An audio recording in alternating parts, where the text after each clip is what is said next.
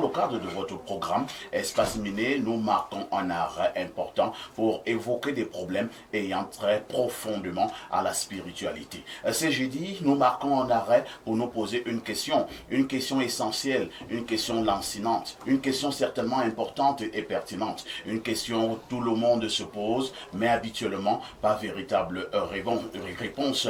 Y a-t-il une vie après la mort? Y a-t-il une vie après la mort? C'est la problématique essentielle de ce matin. Dans le cadre de votre jeudi spiritualité, avec votre permission, on accueillera également tout à l'heure la très époustouflante Claudia pour une balade informationnelle. Au niveau de nos kiosques au Cameroun, naturellement, votre dénonciation vous sera également offerte. Cette dénonciation qui restera ce fait de société qui vous énerve. À notre niveau, nous avons le courage de poser ce fait sur la table de débat et nous proposons quelques esquisses de solutions. Le canal 6 et le canal 317 sont à vous en direct sur Canal Plus International. Nous émettons à partir de Yaoundé 24 heures sur 24, 7 jours sur 7. Nous sommes basés au quartier Efoulane à Yaoundé, descente gendarmerie. Si vous avez quelques préoccupations, nous sommes donc justement à la descente Efoulane, à côté de la gendarmerie. Votre fidélité continuera à nous honorer et nous accueillons ces invités, ces frères qui nous accompagnent tous les jeudis, ces hommes spirituels. Monsieur Tot, bonjour et bienvenue au programme. Moi, Jean Aïs. Ma connu une besse mine biva, ma connu une besse mina motan mina bonne uti mina si. Au pas toutes les sœurs et à tous les frères de combat pour la Renaissance africaine. Bonjour.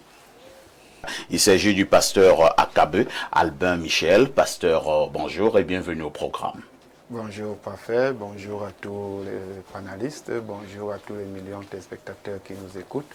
Et je voudrais dire bonjour aussi à tous ceux qui, de près ou de loin, interviennent toujours sur ce plateau. Vous êtes pasteur de l'Assemblée universelle, la puissance du témoignage. C'est ça? Oui, évidemment. Je suis le pasteur de l'Assemblée universelle dans l'Église pentecôtiste chrétienne du Cameroun. Assemblée universelle, comme on dit, paroisse chez les autres. Assemblée universelle, la puissance du témoignage. Pourquoi la puissance du témoignage? Oui, la puissance du témoignage parce que c'est cette recommandation que c'est m'avait faite. Comme je l'ai toujours dit, je suis l'un des rescapés de l'incendie d'un SAM.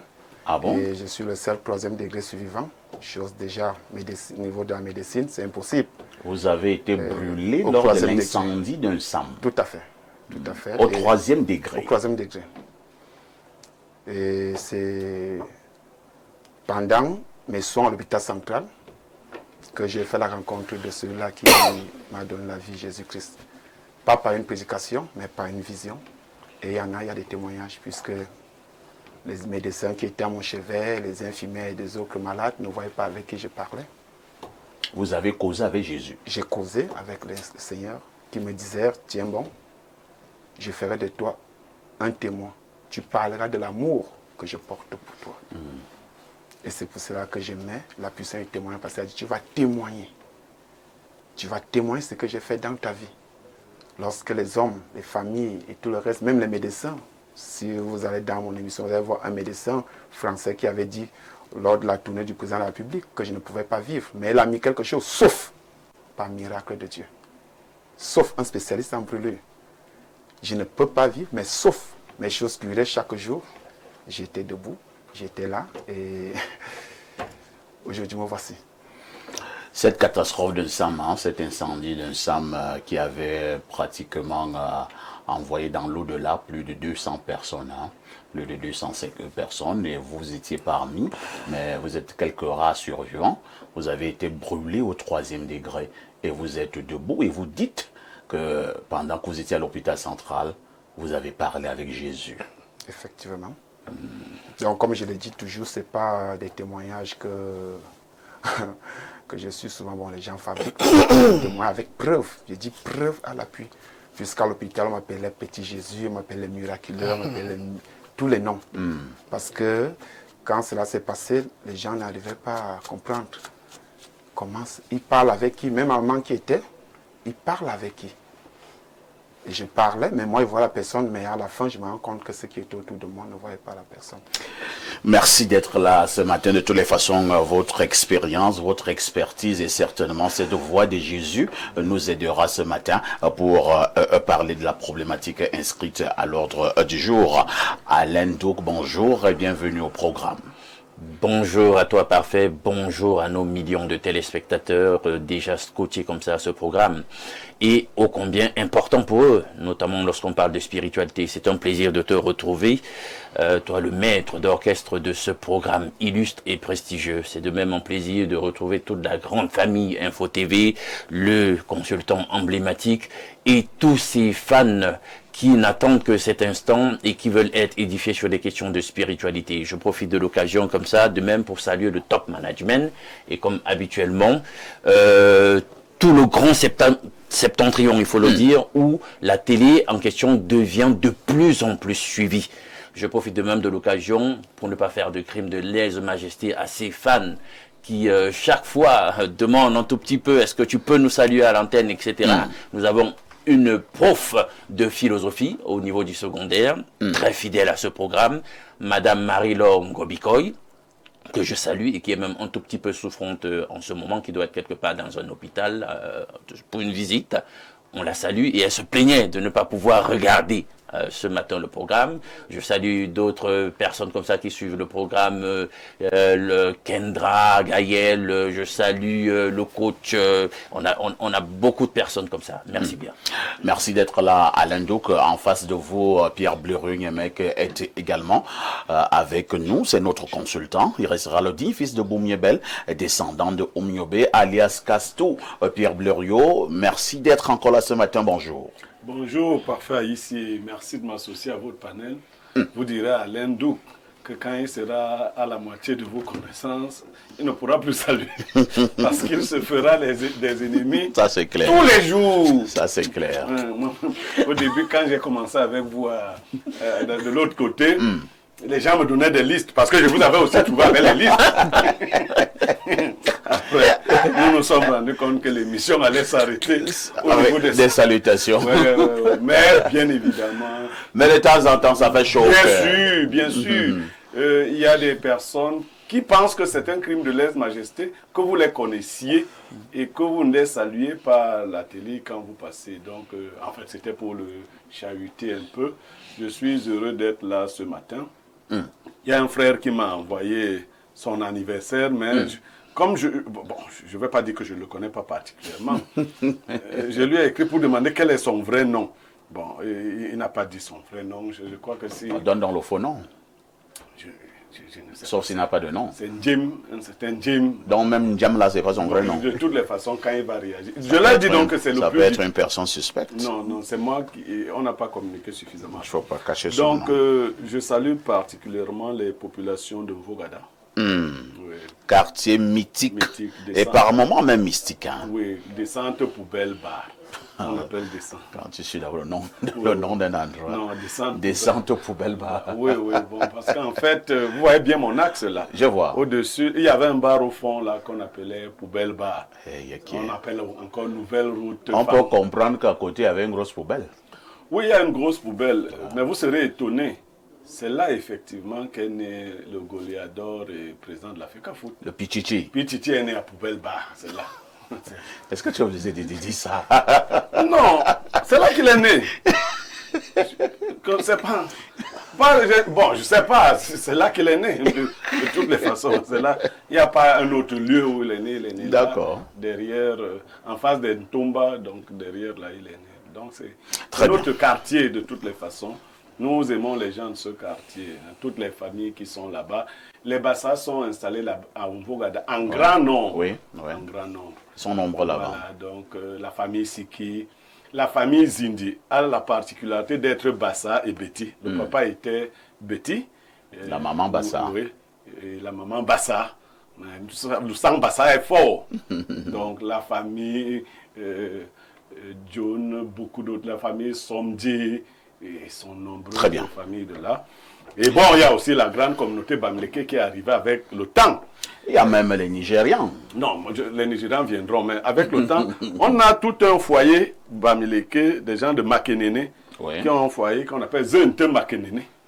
Zente Makenene. Makenene. Ce sont nos voisins. Et vous viviez en toute Ben, convivialité. C'est la convivialité. Vous absolue. buvez ensemble, vous mangez On ensemble. fait tout ensemble. Vous Maintenant, faites tout ensemble. il y a maintenant les Nigérians donc, Ouais. qui sont venus enceinte nos filles et tout le reste, qui sont là, qui sont même déjà des Camerounais. Tout à fait. À un moment donné, c'est eux qui faisaient la pluie et le beau temps. Ah oui, hein. Ils enceinte toutes les jeunes filles de la zone. C'est tout ce que tu as retenu d'eux. Mais je les ai stoppés. C'est dit un peu trop. Pierre Blériot, vous gardez le micro hein, cette fois-ci pour nous donner la sagesse de ce jeudi matin. Alors, parfait. La sagesse de ce jeudi matin dit ce qui suit. Ne t'étonne pas du parent qui ne réprime pas son enfant. Il y voit probablement sa propre enfance. On peut reprendre? Ne t'étonne pas du parent qui ne réprime pas son enfant. Il y voit probablement sa propre enfance. Ça veut dire quoi? Ça veut dire que ne juge pas trop vite le parent indulgent. Parfois, il ne voit pas une bêtise à corriger, mais un souvenir à pardonner. Ce n'est pas forcément une faiblesse, c'est quelquefois une cicatrice qui n'a pas été bien soignée. L'enfant indiscipliné n'est pas toujours mal éduqué. Il est parfois juste en train de revivre une enfance que le parent n'a jamais su guérir. Je dis ça beaucoup plus simplement. Voyez, si une maman était très légère dans son enfance, en matière... Ça, c'est quel exemple? Oui, je préfère dire. Parce que des fois, quand on finit la philosophie, il faut dire. Alors, vous la voyez, quand elle voit sa fille faire certaines choses, vous, le papa, vous êtes là, sévère. Elle te dit, il faut la laisser. Le faut la laisser, là, ne veut pas dire qu'elle est faible. En fait, elle sait que c'est elle-même qui se reproduit là. Elle prie seulement Dieu dans son cœur que change l'enfant aussi, parce que ça, c'est moi-même. Voilà mon sang. Oui, parce que quand l'enfant a par exemple 3 petites amies, elle sait qu'à cet âge, elle en avait 8. Donc, l'enfant n'a même... Et les papas, pareillement. C'est-à-dire qu'un papa, par exemple, qui est devenu un homme calme, mais qui dans l'enfance, je prends mon cas, plus jeune, j'étais très violent. Vous voyez? Vous pensez que vous avez beaucoup changé? Oui, oui, en fait, j'ai transformé ma violence. Elle est rentrée au niveau verbal et au niveau symbolique. Ah, donc avant, c'était non. le point, les bourdins. Bon, si ça, c'est une matière. Et tout mon corps est comme ça. Oui, ça, on m'a ouvert la main à la matière. Vous voyez bien que c'est cousu là. Tout à ma fait. main. Donc, j'étais vraiment quelqu'un qui charbonnait. On prend la machette, on prend le couteau, des choses, c'est très violent. Donc, quand je vois un de mes enfants prendre la voie de la violence, j'ai tempéré par exemple mon premier fils. Je l'ai mis dans les arts martiaux, Bobby, pour qu'il ne soit... Parce que je le voyais souvent avec des yeux rouges. Parce que moi, j'ai toujours les yeux rouges comme quelqu'un qui prend le banga.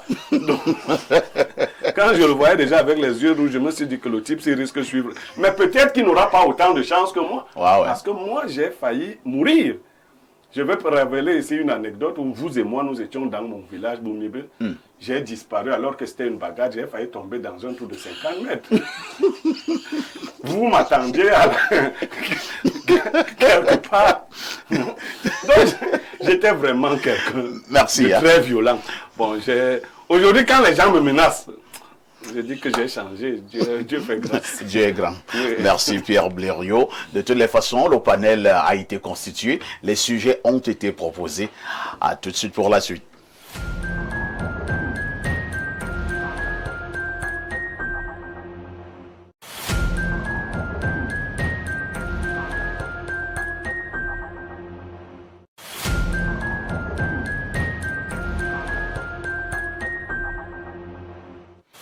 Claudia Ancha, bonjour. Bonjour Parfait ici, bonjour à tous les téléspectateurs d'Espace Méné qu'on retrouve ce jeudi spiritualité, c'est un plaisir. Jeudi spiritualité, très attendu. Hein? Très très attendu. Les autres aiment appeler jeudi sorcellerie. Ah oui, tout à fait. Avec le grand initié Tot. Ah oui. Avec celui-là qui ne veut pas se laisser faire, Alain Douk. Et maintenant, Pierre Blériot, l'ancien pasteur. Avec vient avec des pics. Sorcellerie. Sa petite sorcellerie. Toute petite comme ça là. Petite comme ça. Alors, attention. Parfois ici, oui. c'est jeudi de filles et j'ai un coup de gueule ce matin.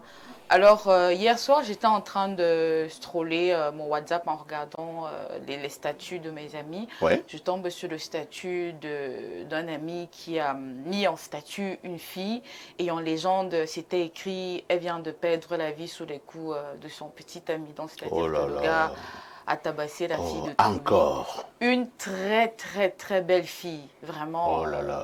teint ébène, très belle et tout. Je me suis dit, ce n'est pas possible. Attends, les hommes, vous voulez quoi? Que la race des femmes, vous voulez clôturer? Enfin, qu'est-ce qui se passe? Mais c'est pas possible. Arrêtez, vraiment arrêtez. Donner l'amour aux Franchement. femmes. Donnez l'argent aux femmes, donnez l'amour aux femmes. Arrêtez Et non les coups de poing. Mais arrêtez aussi de sortir avec les hommes immatures. Hein. Vous voyez, c'était certainement un rastapoué. Ouais. Un tantampion. Un fumeur de banga, de tramol et tout.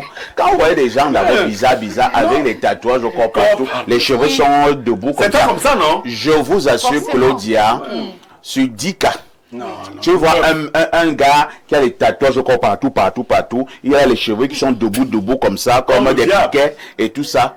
Sur 10 cas, 8 sont de mauvaises Moi, je suis personnes. 9. De très violentes Oui. personnes. Très, très, très. Ouais. Même si à un moment donné, il joue l'agneau, en fait, il est encore en train de cacher son vrai visage.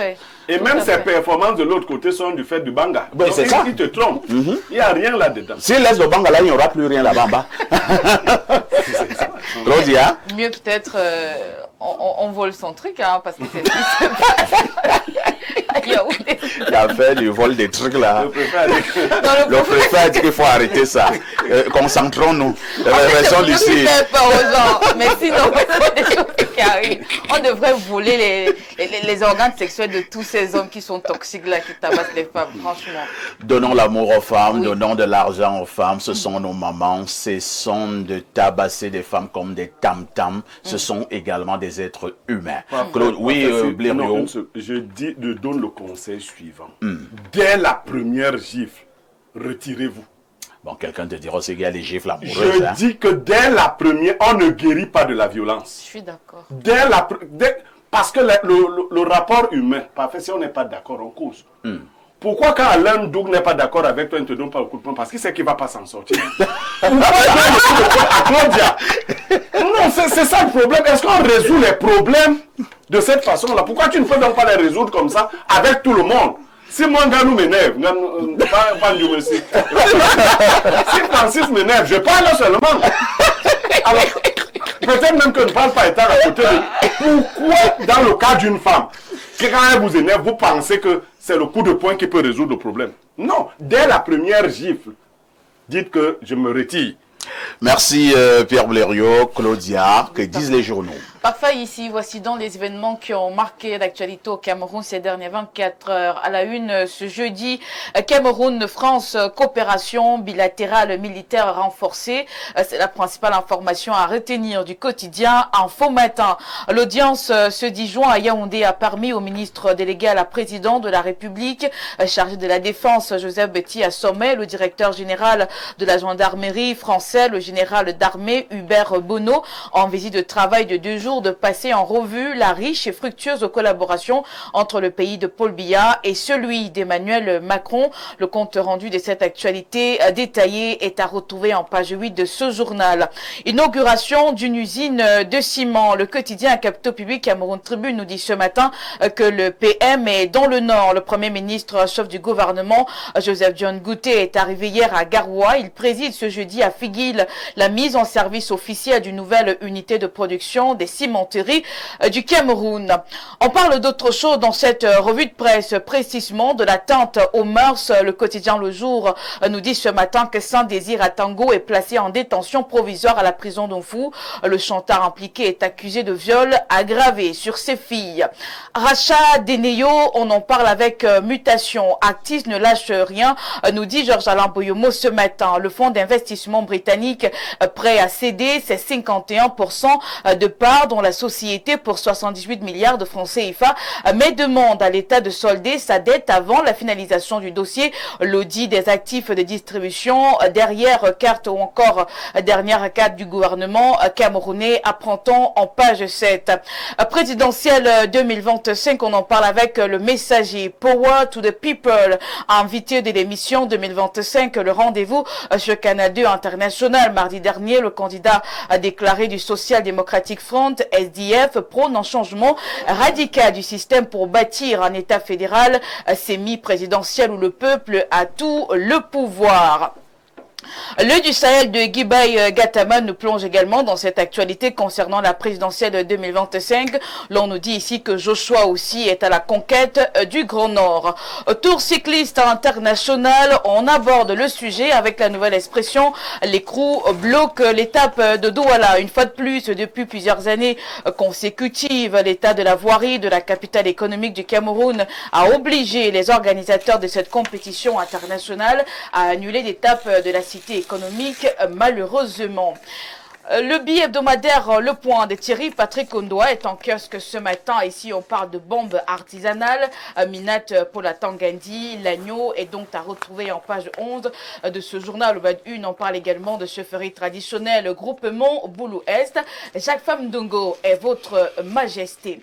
Je clôture cette revue de presse avec l'économie quotidienne de Thierry Ekouti qui s'intéresse à la SEMAC. L'on nous dit ici que ces compagnies aériennes sont interdites de vol dans le ciel européen. Elle vient d'être sanctionnée par la Commission européenne suite à certaines failles. C'est donc l'information à retrouver en page 5 de ce journal paru en kiosque ce matin par Faïssi.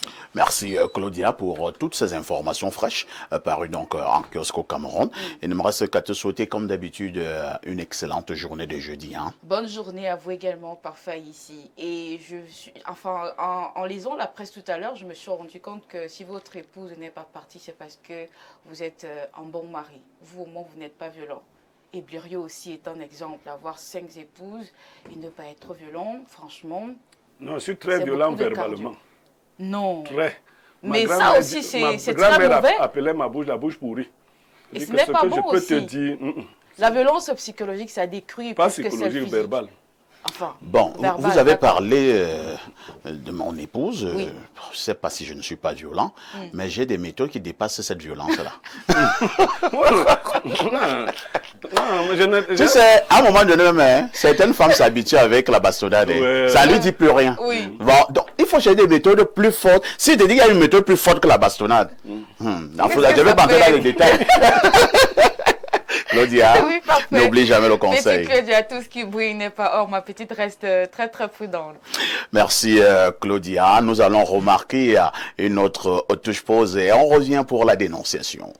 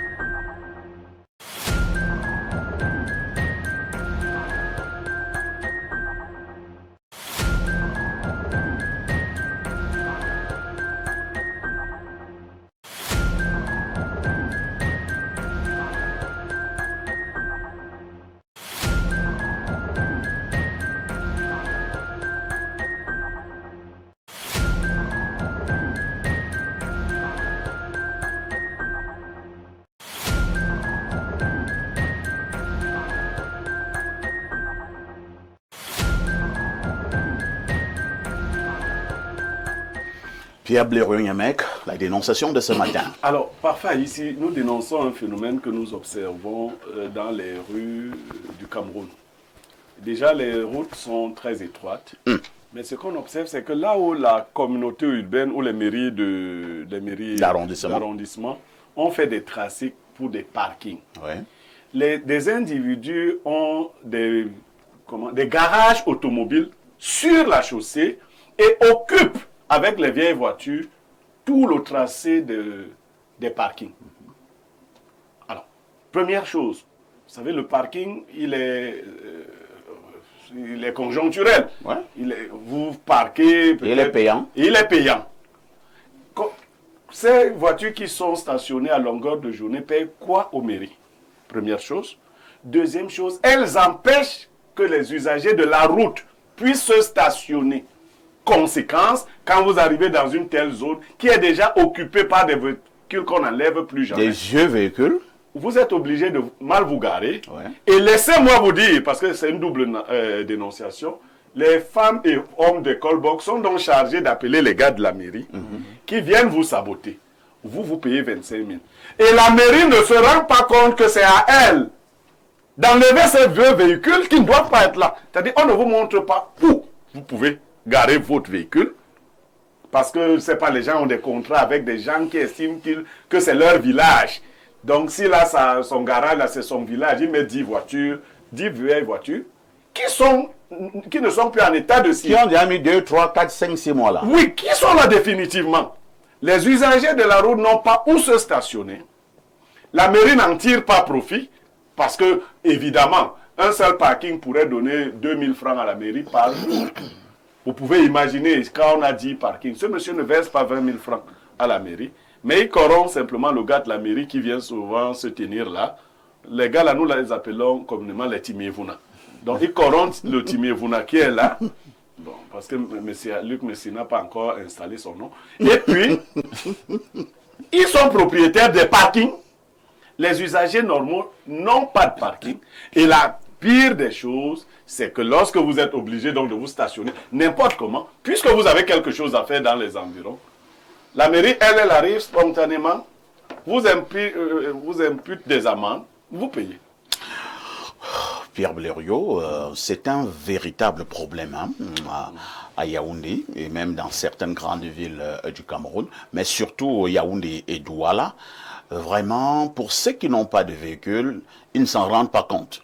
Et m'est arrivé par moment, dans certains coins de la ville de Yaoundé, à passer 30-45 minutes en train de tourner avec mon véhicule parce que je cherche où garer. Ouais. Je ne fais que tourner. Je cherche où garer. Je ne vois pas. Je ne fais que tourner. Je vous passe la parole à Lendouk.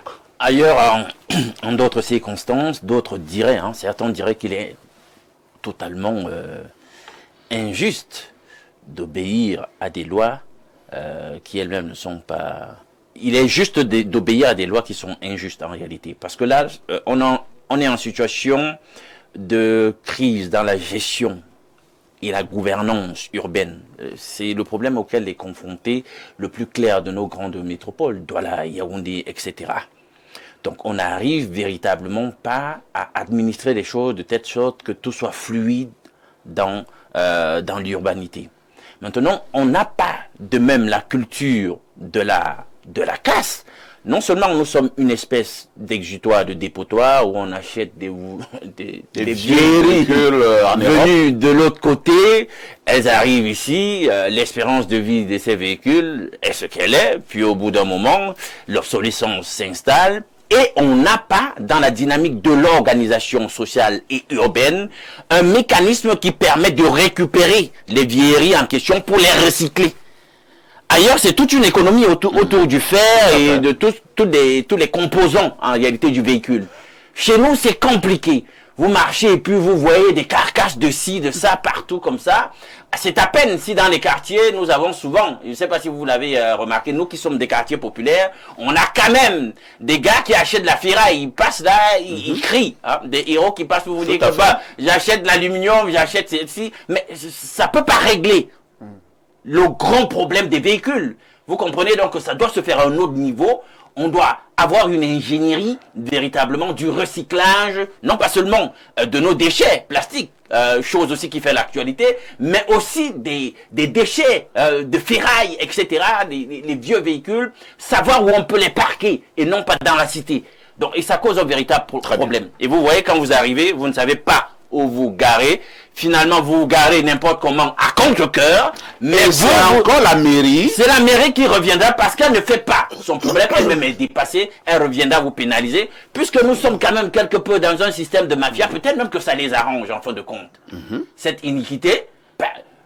On sait que le fait que ces véhicules soient posés là comme ça, bah, ça vous gêne, mais ça crée des infractions qui permettront de créer de l'argent dans un système où finalement il y a même des difficultés à payer les employés qui font même des abus, les taximens motos, etc., etc. Donc ça fait entrer de l'argent et parfois ils laissent prospérer ça. Et c'est dommage. C'est vraiment dommage. Alors, nous vous posons la question, cher pasteur. Est-ce que d'abord la maire des mairies, c'est de la mairie des villes, les super-maires, est-ce qu'ils n'ont rien à faire? Maintenant, les maires d'arrondissement, on vous fait comprendre qu'il y a des vieux véhicules stationnés, là bien des véhicules tombés en panne. Alors, vous voyez, à un même endroit, au lieu où on devrait normalement stationner, un véhicule tombé en panne est là depuis 6 mois, 1 an. On ne l'enlève pas et tout le long de la route, il y a également d'autres véhicules garés presque dans la même situation. Vous, qui menez normalement vos activités en ville, vous n'avez plus où garer. Et quand vous forcez à garer quelque part, ce sont les mêmes mairies qui viennent vous attribuer des sanctions. Est-ce que c'est juste? Ok, merci Parfait ici pour la parole donnée. Je crois que M. Blaireau a dit quelque chose à qui profite. Mais je crois que c'est toute une synergie. Je crois que c'est tout un système. J'ai failli avoir ça il y a 2 jours, mardi, j'ai rentré du bureau. Je cherche où garer pour prendre le chai. J'avais mon thermos pour mettre du chai. Je n'allais même pas faire 2 minutes parce que dans le chai, 2 minutes, c'est comme ça, quelqu'un me siffle que non, si tu laisses 2 minutes là, on va te saboter. Parce que les gars sont là et il y a les gens qui appellent. Ils sont aux aguets. J'ai été obligé de rester dans la voiture et demander à une jeune sœur là de me prendre cela. Bref, je crois que c'est un système. Parce que on ne peut pas me dire qu'une voiture qui tombe en panne et elle occupe non seulement la voie publique, elle occupe le trottoir pour des citoyens qui peuvent garer pour 30-40 minutes et partir donner 100 francs à la mairie. Mais la voiture fait 6 mois. Et ces agents de la mairie passent par là. On voit le même véhicule. Ils voient le même véhicule. Ils ne foutent rien, même pas remorquer. Mais c'est la voiture de quelqu'un qui gare pour 2 heures qu'on vient remorquer. Mais le vieux véhicule, il est là, on n'a jamais remorqué. Ouais. Donc nous comprenons que pour moi, c'est tout un système. Parce que la personne qui a le véhicule, c'est qui est sûr, il gère avec les agents sur le terrain. Les agents de la mairie. Parce qu'ils ont des secteurs. C'est un problème de secteur. Si celui du secteur A, par exemple, vient au secteur B, il va créer des problèmes sur ce qu'il va trouver ici. Voilà pourquoi il préfère toujours travailler en secteur pour rester et gérer le secteur comme ici en haut. Il gère son secteur. Il sait que la voiture c'est pour Blériot, c'est la voiture de Papa ici. Bon, chaque fois il m'envoie un peu de trucs. Elle peut rester là, on va plutôt même veiller sur le véhicule. Vous voyez? Et cela empêche aux autres citoyens de garer leur véhicule. Donc je crois que c'est la mairie, c'est quelque chose, c'est un système. C'est un système. Tot, à cette allure, où est-ce que les usagers vont finalement garer leur véhicule en ville? Vraiment, c'est une préoccupation très grave parce que cela montre à suffisance la logique d'impunité dans laquelle nous vivons depuis des décennies. Les gens peuvent se permettre de tout faire, ils peuvent se permettre de créer des systèmes, des réseaux, comme le frère venait de le dire, pour en tirer profit. Et aujourd'hui, c'est vraiment une très bonne dénonciation parce que j'espère que les usagers et les responsables des mairies nous écoutent actuellement et que cela va les interpeller. Il est vrai que la dénonciation ne suffit pas. Il faut adopter des mesures coercitives très rigoureuses parce que l'homme, à un certain moment, il faut la chicotte pour lui faire comprendre certaines choses. Oui. L'homme est. On va dire que c'est la dictature. Non, mais la dictature, quand on dit par exemple, si on enseigne seulement la morale aux gens, personne ne sera discipliné. Parce qu'il suffit que quelqu'un soit caché quelque part et qu'il se dise qu'on ne me voit pas. Mais il fait ce qu'il a à faire. Donc, quand il y a une certaine rigueur coercitive, c'est-à-dire qu'au niveau des forces publiques, au niveau de la justice et au niveau des forces de maintien de l'ordre, à un certain moment, les choses vont changer. Et pour que cela soit mis en place, il faut des leaders politiques rigoureux eux-mêmes, vis-à-vis d'eux-mêmes et vis-à-vis n'est pas conséquent. Parce qu'il faut que tu sois d'abord rigoureux vis-à-vis de toi-même, avant d'être rigoureux vis-à-vis des autres. Donc tant que ce système de rigueur n'est pas mis en place, on aura toujours cette permissivité et qui va toujours déranger. Parce que ce problème de garer partout, de laisser les véhicules au bord des chaussées, entraîne quoi? Des embouteillages. Oui. Tout récemment, avant-hier, j'ai fait 3 heures de temps pour partir de la station qui est après l'entrée, sur la route de Djala, la station qui est à l'entrée du truc là, avant d'arriver au niveau de l'ancien échangeur, jusqu'au pont Efoulan, j'ai fait 3 heures de temps. Donc, tout simplement parce que quand vous passez, il y a des véhicules garés là, et les gens parfois violent même les lignes, et ils circulent en désordre parce que les chaussées sont occupées. Donc, non seulement les propriétaires de véhicules ont des difficultés de garer, et ils se font châtier par la mairie, injustement, tout simplement parce que la mairie ne prend pas ses responsabilités, mais cela impacte même aussi sur les personnes même qui empruntent les taxis. Ouais. Parce que là, tout le monde On ne sait même plus où se placer pour attendre un taxi. Tout le monde... Finalement, vous êtes placé pour attendre un taxi presque au bon milieu de la route. Le taxi aussi va garer au bon milieu de la route. Ça crée des embouteillages. Voilà. Toi-même qui attends le taxi, tu es en danger, parce que tu peux être percuté par un véhicule, par une moto, ainsi de suite. Et il y a une succession de conséquences. Une succession de conséquences. Et ces embouteillages eux-mêmes entraînent des impacts psychologiques. Quelqu'un qui a fait 3 heures, 4 heures de temps dans les il n'est plus dans un bon état. Quand il arrive à la maison et que sa femme lui parle d'une certaine manière, il peut devenir violent. Donc, il y a un système d'engrenage qui se déclenche jusqu'à au sein des foyers. Parce que j'imagine une femme qui a quitté le boulot à 17 heures. Son mari sait qu'elle quitte le boulot d'habitude à 17 heures. Au plus tard, 18 heures à la maison. Plus tard. Et elle débarque à 20 h, 21 h. Voilà, mais le mari il doit checker où. Il faut la moto, même, parce que même parfois, même les motos sont bloquées dans les embouteillages. Ouais. Donc, c'est vraiment une situation très préoccupante. Donc, à laquelle il faut trouver une solution. Dénonciation très importante ce matin, très pertinente, parce que en réalité, si rien n'est fait au niveau de nos villes, ce sera un peu plus compliqué, n'est-ce pas, Pierre Blériot? Parfois, ici, pour ceux qui ont voyagé, la Chine a presque la même population que toute l'Afrique. Ouais. Mais vous savez, si vous arrivez en Chine, vous voyez comment les gens sortent. Les gens sont réglés comme des robots. C'est-à-dire que quand on veut sortir d'un supermarché, il y a les voies de sortie. Il y a une façon de sortir. Tout à fait. On ne sort même pas, on sort comme si on était... Comme des robots. Comme des robots. Et on entre pareillement. On ne bouscule personne. Je dis la Chine, c'est près d'1,5 milliard d'habitants. L'Afrique, c'est 1,6 milliard par là. Donc, c'est presque la même population. Le Cameroun, c'est petit comme ça. C'est petit, en fait. Il y a des villes d'Afrique qui ont la population du Cameroun. Ou à peu près. Nous n'arrivons pas à circuler. Je me demande, ça c'est simplement le désordre. Tout le monde est corrompu à son niveau. Le petit gars le monsieur qui gère les parkings, a déjà ses réseaux. Il se fait son argent. Il a contacté les propriétaires des véhicules qui lui donnent un per diem, soit hebdomadaire, soit... Il a son petit salaire. Voilà. C'est réglé comme ça, ces véhicules-là. La mairie, que ce soit la mairie d'arrondissement, les mairies d'arrondissement ou la mairie de ville, passe voie, mais cherche plutôt le véhicule donc qui a tenté de... Nous sommes dans un système très mafieux.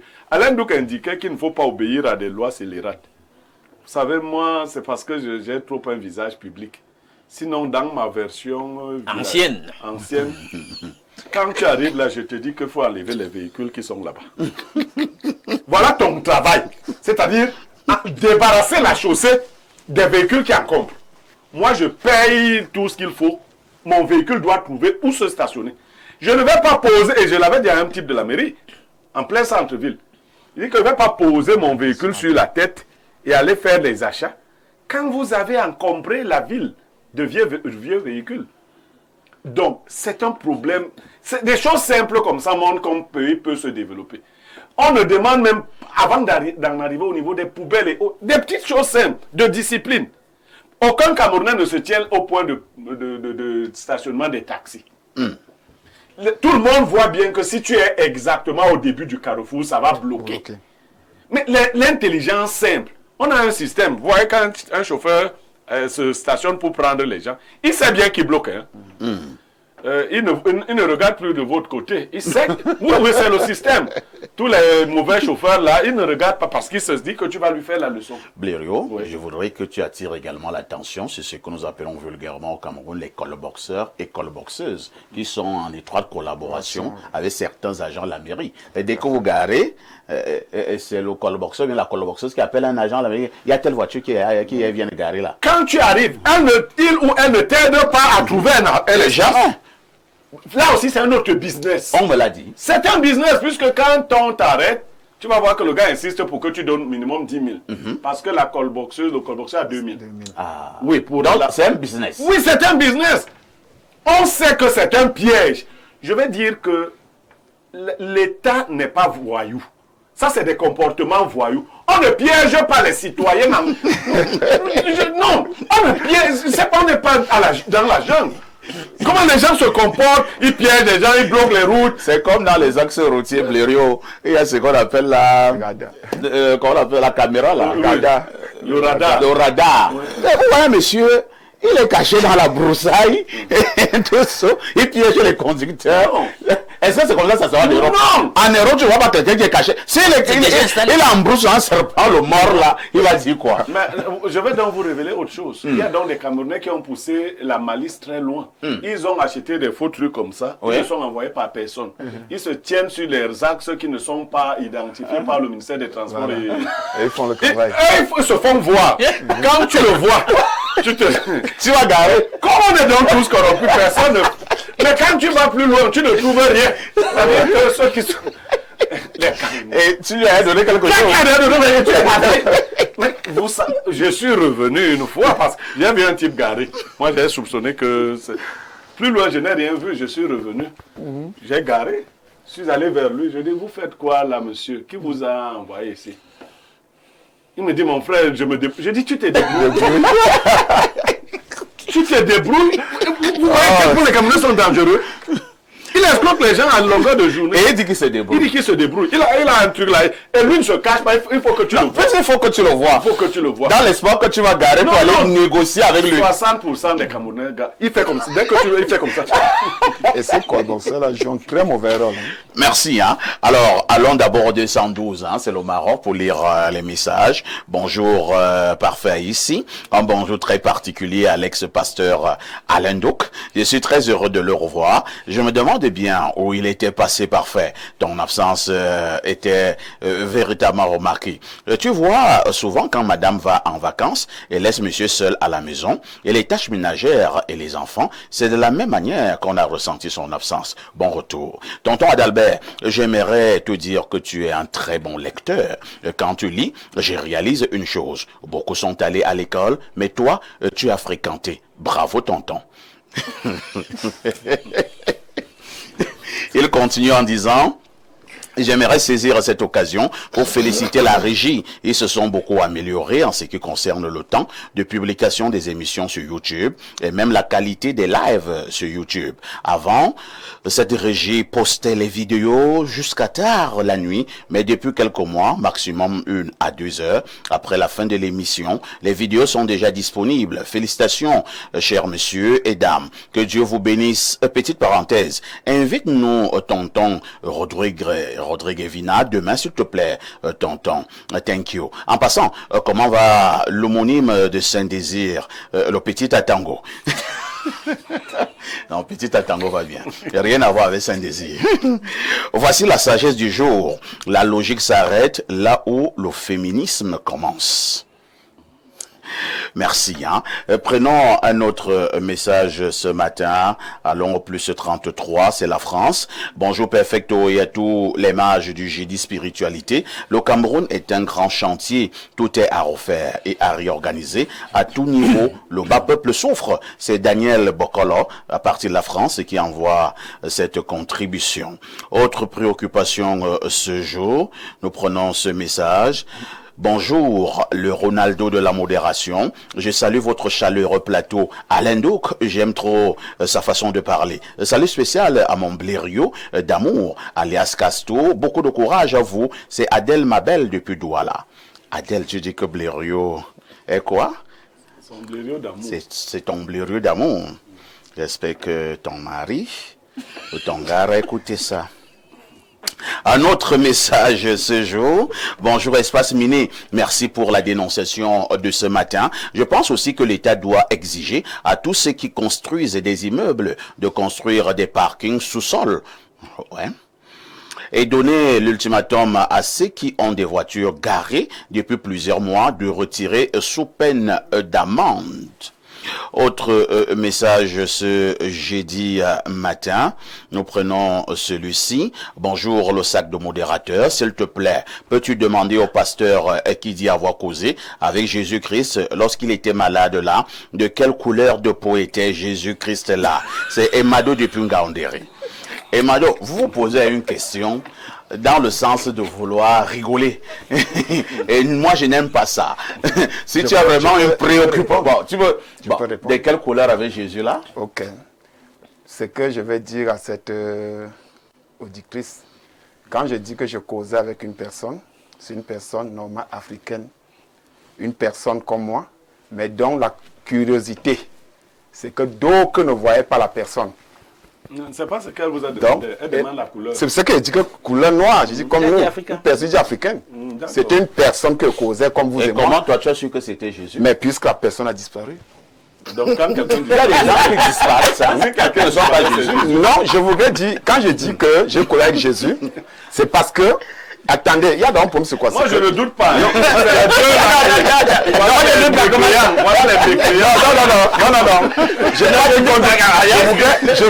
Je voudrais un peu expliquer.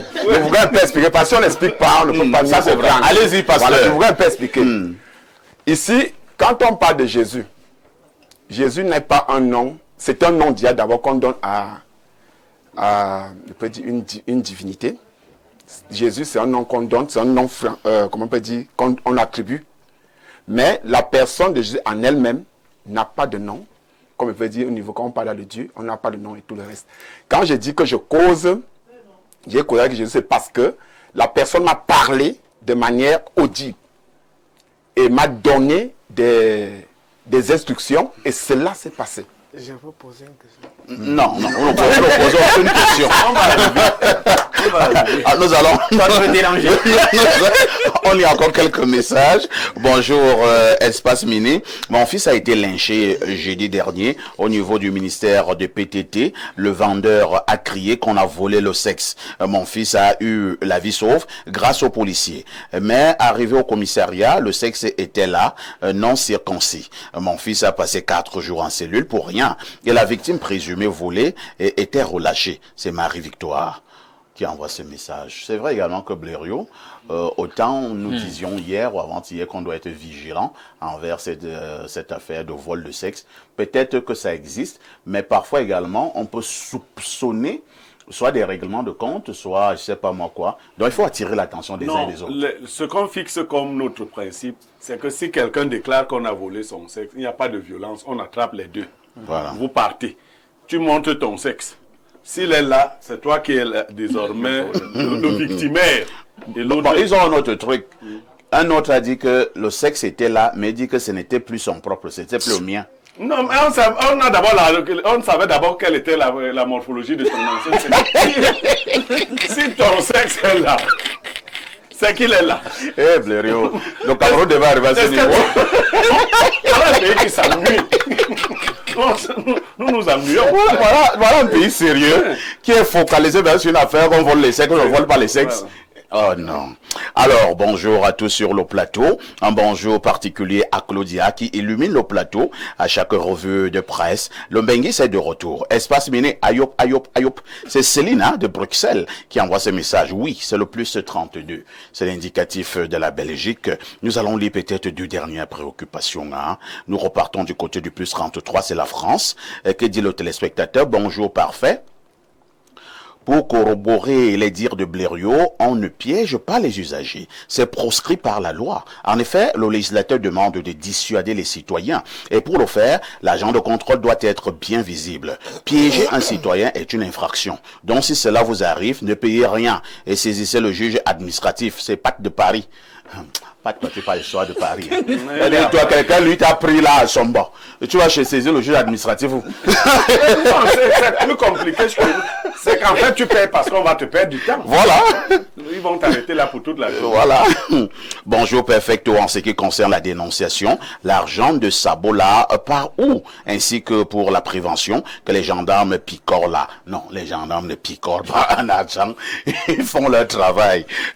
Assez Aboubakari Adamou, depuis la ville de Yokadouma. Et maintenant, l'argent des sabots, ça part au niveau des mairies. Ouais, bien sûr. Ça part au niveau des mairies. Marquons une autre touche pause.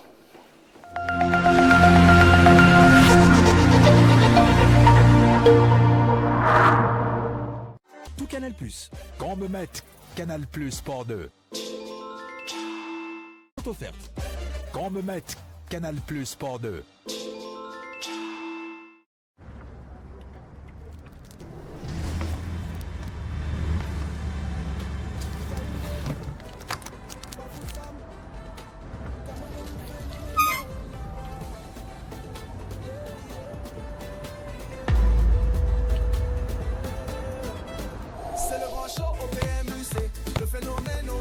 Préparez-vous à entrer dans la Ligue des champions de rue. Le phénomène du foot de rue te donne rendez-vous dans ta ville. Douala, Yaoundé, Bafoussam, viens défier le phénomène et gagne des lots exceptionnels.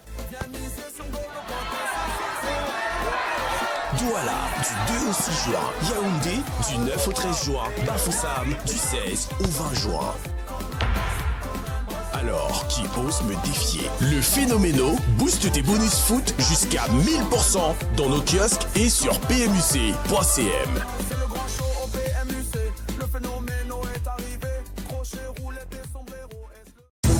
Sous le haut patronage de son Excellence Joseph Dione Ngouté, Premier ministre, chef du gouvernement du Cameroun, la chaire UNESCO d'Afrique centrale, Access TIC, en partenariat avec l'IAI Cameroun, Centre d'excellence technologique Paul Biya, organise 5 séminaires professionnels sur l'intelligence artificielle. L'intelligence artificielle, cybersécurité et cybercriminalité, intelligence artificielle et agriculture, intelligence artificielle et énergie renouvelable, intelligence artificielle et collectivités décentralisées et intelligence artificielle au service de l'éducation. Voici le calendrier des sessions. Session 1, du 9 au 14 juin 2025. Session 2, du 25 juin au 2 juillet 2025. Session 3, du 16 au 25 juillet. Session 4, du 6 au 13 août 2025. Et session 5, du 20 au 27 août 2025 à Relax Hotel à Nkozoa ou au campus de l'IAI Cameroun selon les sessions. Inscription au www.unescoshare/6tic.org. Vous souffrez d'hypertension, mal de nerfs, d'arthrose, infertilité, rhumatisme, MST et bien d'autres, de la longévité.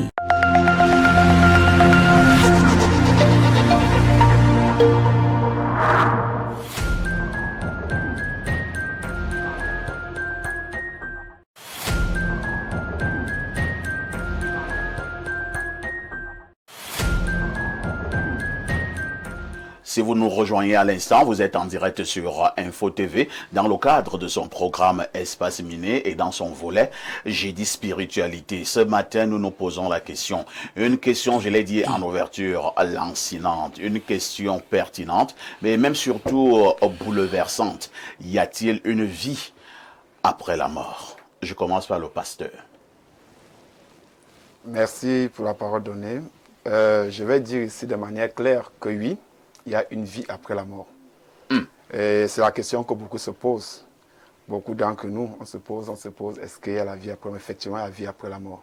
Maintenant, c'est quelle vie? C'est la deuxième, c'est quelle vie? Puisque après la mort, avant même que nous venons, on avait déjà une vie.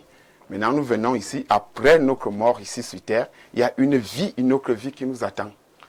Il y a une vie après la mort. Il s'agit donc de quelle vie? Bon, c'est-à-dire que nous vivions ici, on mangeait le ndolé, le kwem, le mbongon chobi, le nkui, le héros. C'est pour ça que vous mourrez, on vous enterre. Oui. Et quand on vous a enterré, déjà, quand vous allez continuer à vivre comment? Tout à fait. Quand tu me dis ce que nous avons ici, comme on parlait tout à l'heure, c'est comme une coque. Maintenant, quand la coque est enterrée, c'est la coque qui est enterrée. C'est la chair qui est enterrée. Mais après, l'esprit continue à vivre. Ah bon? Et alors, quand nous mourons, comme Paul le dit, dans le livre de 1 Corinthiens 24, si j'ai une bonne mémoire. Dites. Ok. Ici, là, Jésus-Christ va revenir, le Seigneur va venir pour faire quoi? Pour juger. Nous allons revivre une autre vie. Et cette vie-là, donc, ça dépend de ce que vous et moi, nous avons vécu sur terre.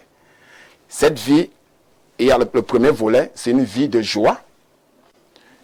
L'autre volet, c'est une vie de tristesse, que nous appelons communément l'enfer, et l'autre côté, le paradis. Et tout cela, c'est en fonction de ce que nous avons vécu sur terre. Si nous avons vécu, comme nous dénonçons chaque jour, à mettre les gens mal à l'aise, une mauvaise vie, péché sur péché, et ainsi de suite, sachant que si nous avons attristé les gens sur la terre, le même sort nous attend. Mais vous irez en enfer. En enfer. C'est pour ça que je disais qu'une vie Christ. La nouvelle vie, ce sera une vie Christ. Mais sauf qu'elle sera éternelle.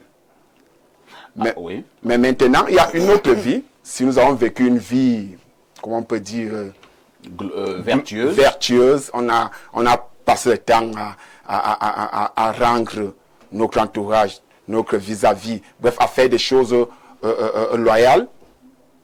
Il y a une vie qui nous attend, c'est la vie de joie. Le paradis. C'est ça qu'on appelle le paradis. Donc voilà, il y a une vie après la mort. Entre-temps, quand même, hein, pasteur, gardez nos microphones, nous sortirons par là. Deux thèses s'affrontent depuis l'éternité. Une thèse qui pense effectivement qu'il y a une vie après la mort, et une autre qui pense que lorsque tu es mort, tu es mort. On t'a enterré, c'est oublié, terminé. Bon, lorsqu'on dit que c'est la Bible qui dit aussi la même chose, que les morts sont morts. Mais de quelle mort il veut parler? Il veut dire que quand quelqu'un est déjà mort, nous les vivants, on n'a plus rien de commun. On ne peut plus rien, c'est-à-dire on ne peut plus intercéder ou faire quoi que ce soit. Par exemple, quand on part peut-être pour inhumer, pour enterrer quelqu'un qui est mort, vous allez voir certains, tout ce qu'on fait là, ce n'est plus pour le mort. Il est parti. C'est pour nous qui restons les vivants. Les conseils que nous donnons, c'est pour nous les vivants. Et la personne qui est partie, aucune prière, aucune intercession, aucun témoignage positif ou négatif ne peut changer sa situation. Ça, c'est la vision de la Bible. Ça, c'est la vision de la Bible. Le cinéma que nous faisons souvent là, pour dire que nous envoyons l'âme du défunt au paradis, c'est pour nous. Parfait. Ça, c'est catholique, hein, pour le préciser. Parfait. Oui. Si nous restons dans la Bible, je dis, nous parlons de ce que nous avions cru. Et c'est pour ça que je dis aux gens que moi, je ne veux pas entrer dans toutes ces choses-là. Je reste sur ce que j'ai appris, je reste sur ce qui m'a été révélé, qui est la parole de Dieu. Et là-dedans, il n'y a pas que nous allons élever soit un quelconque esprit ça ne veut rien dire.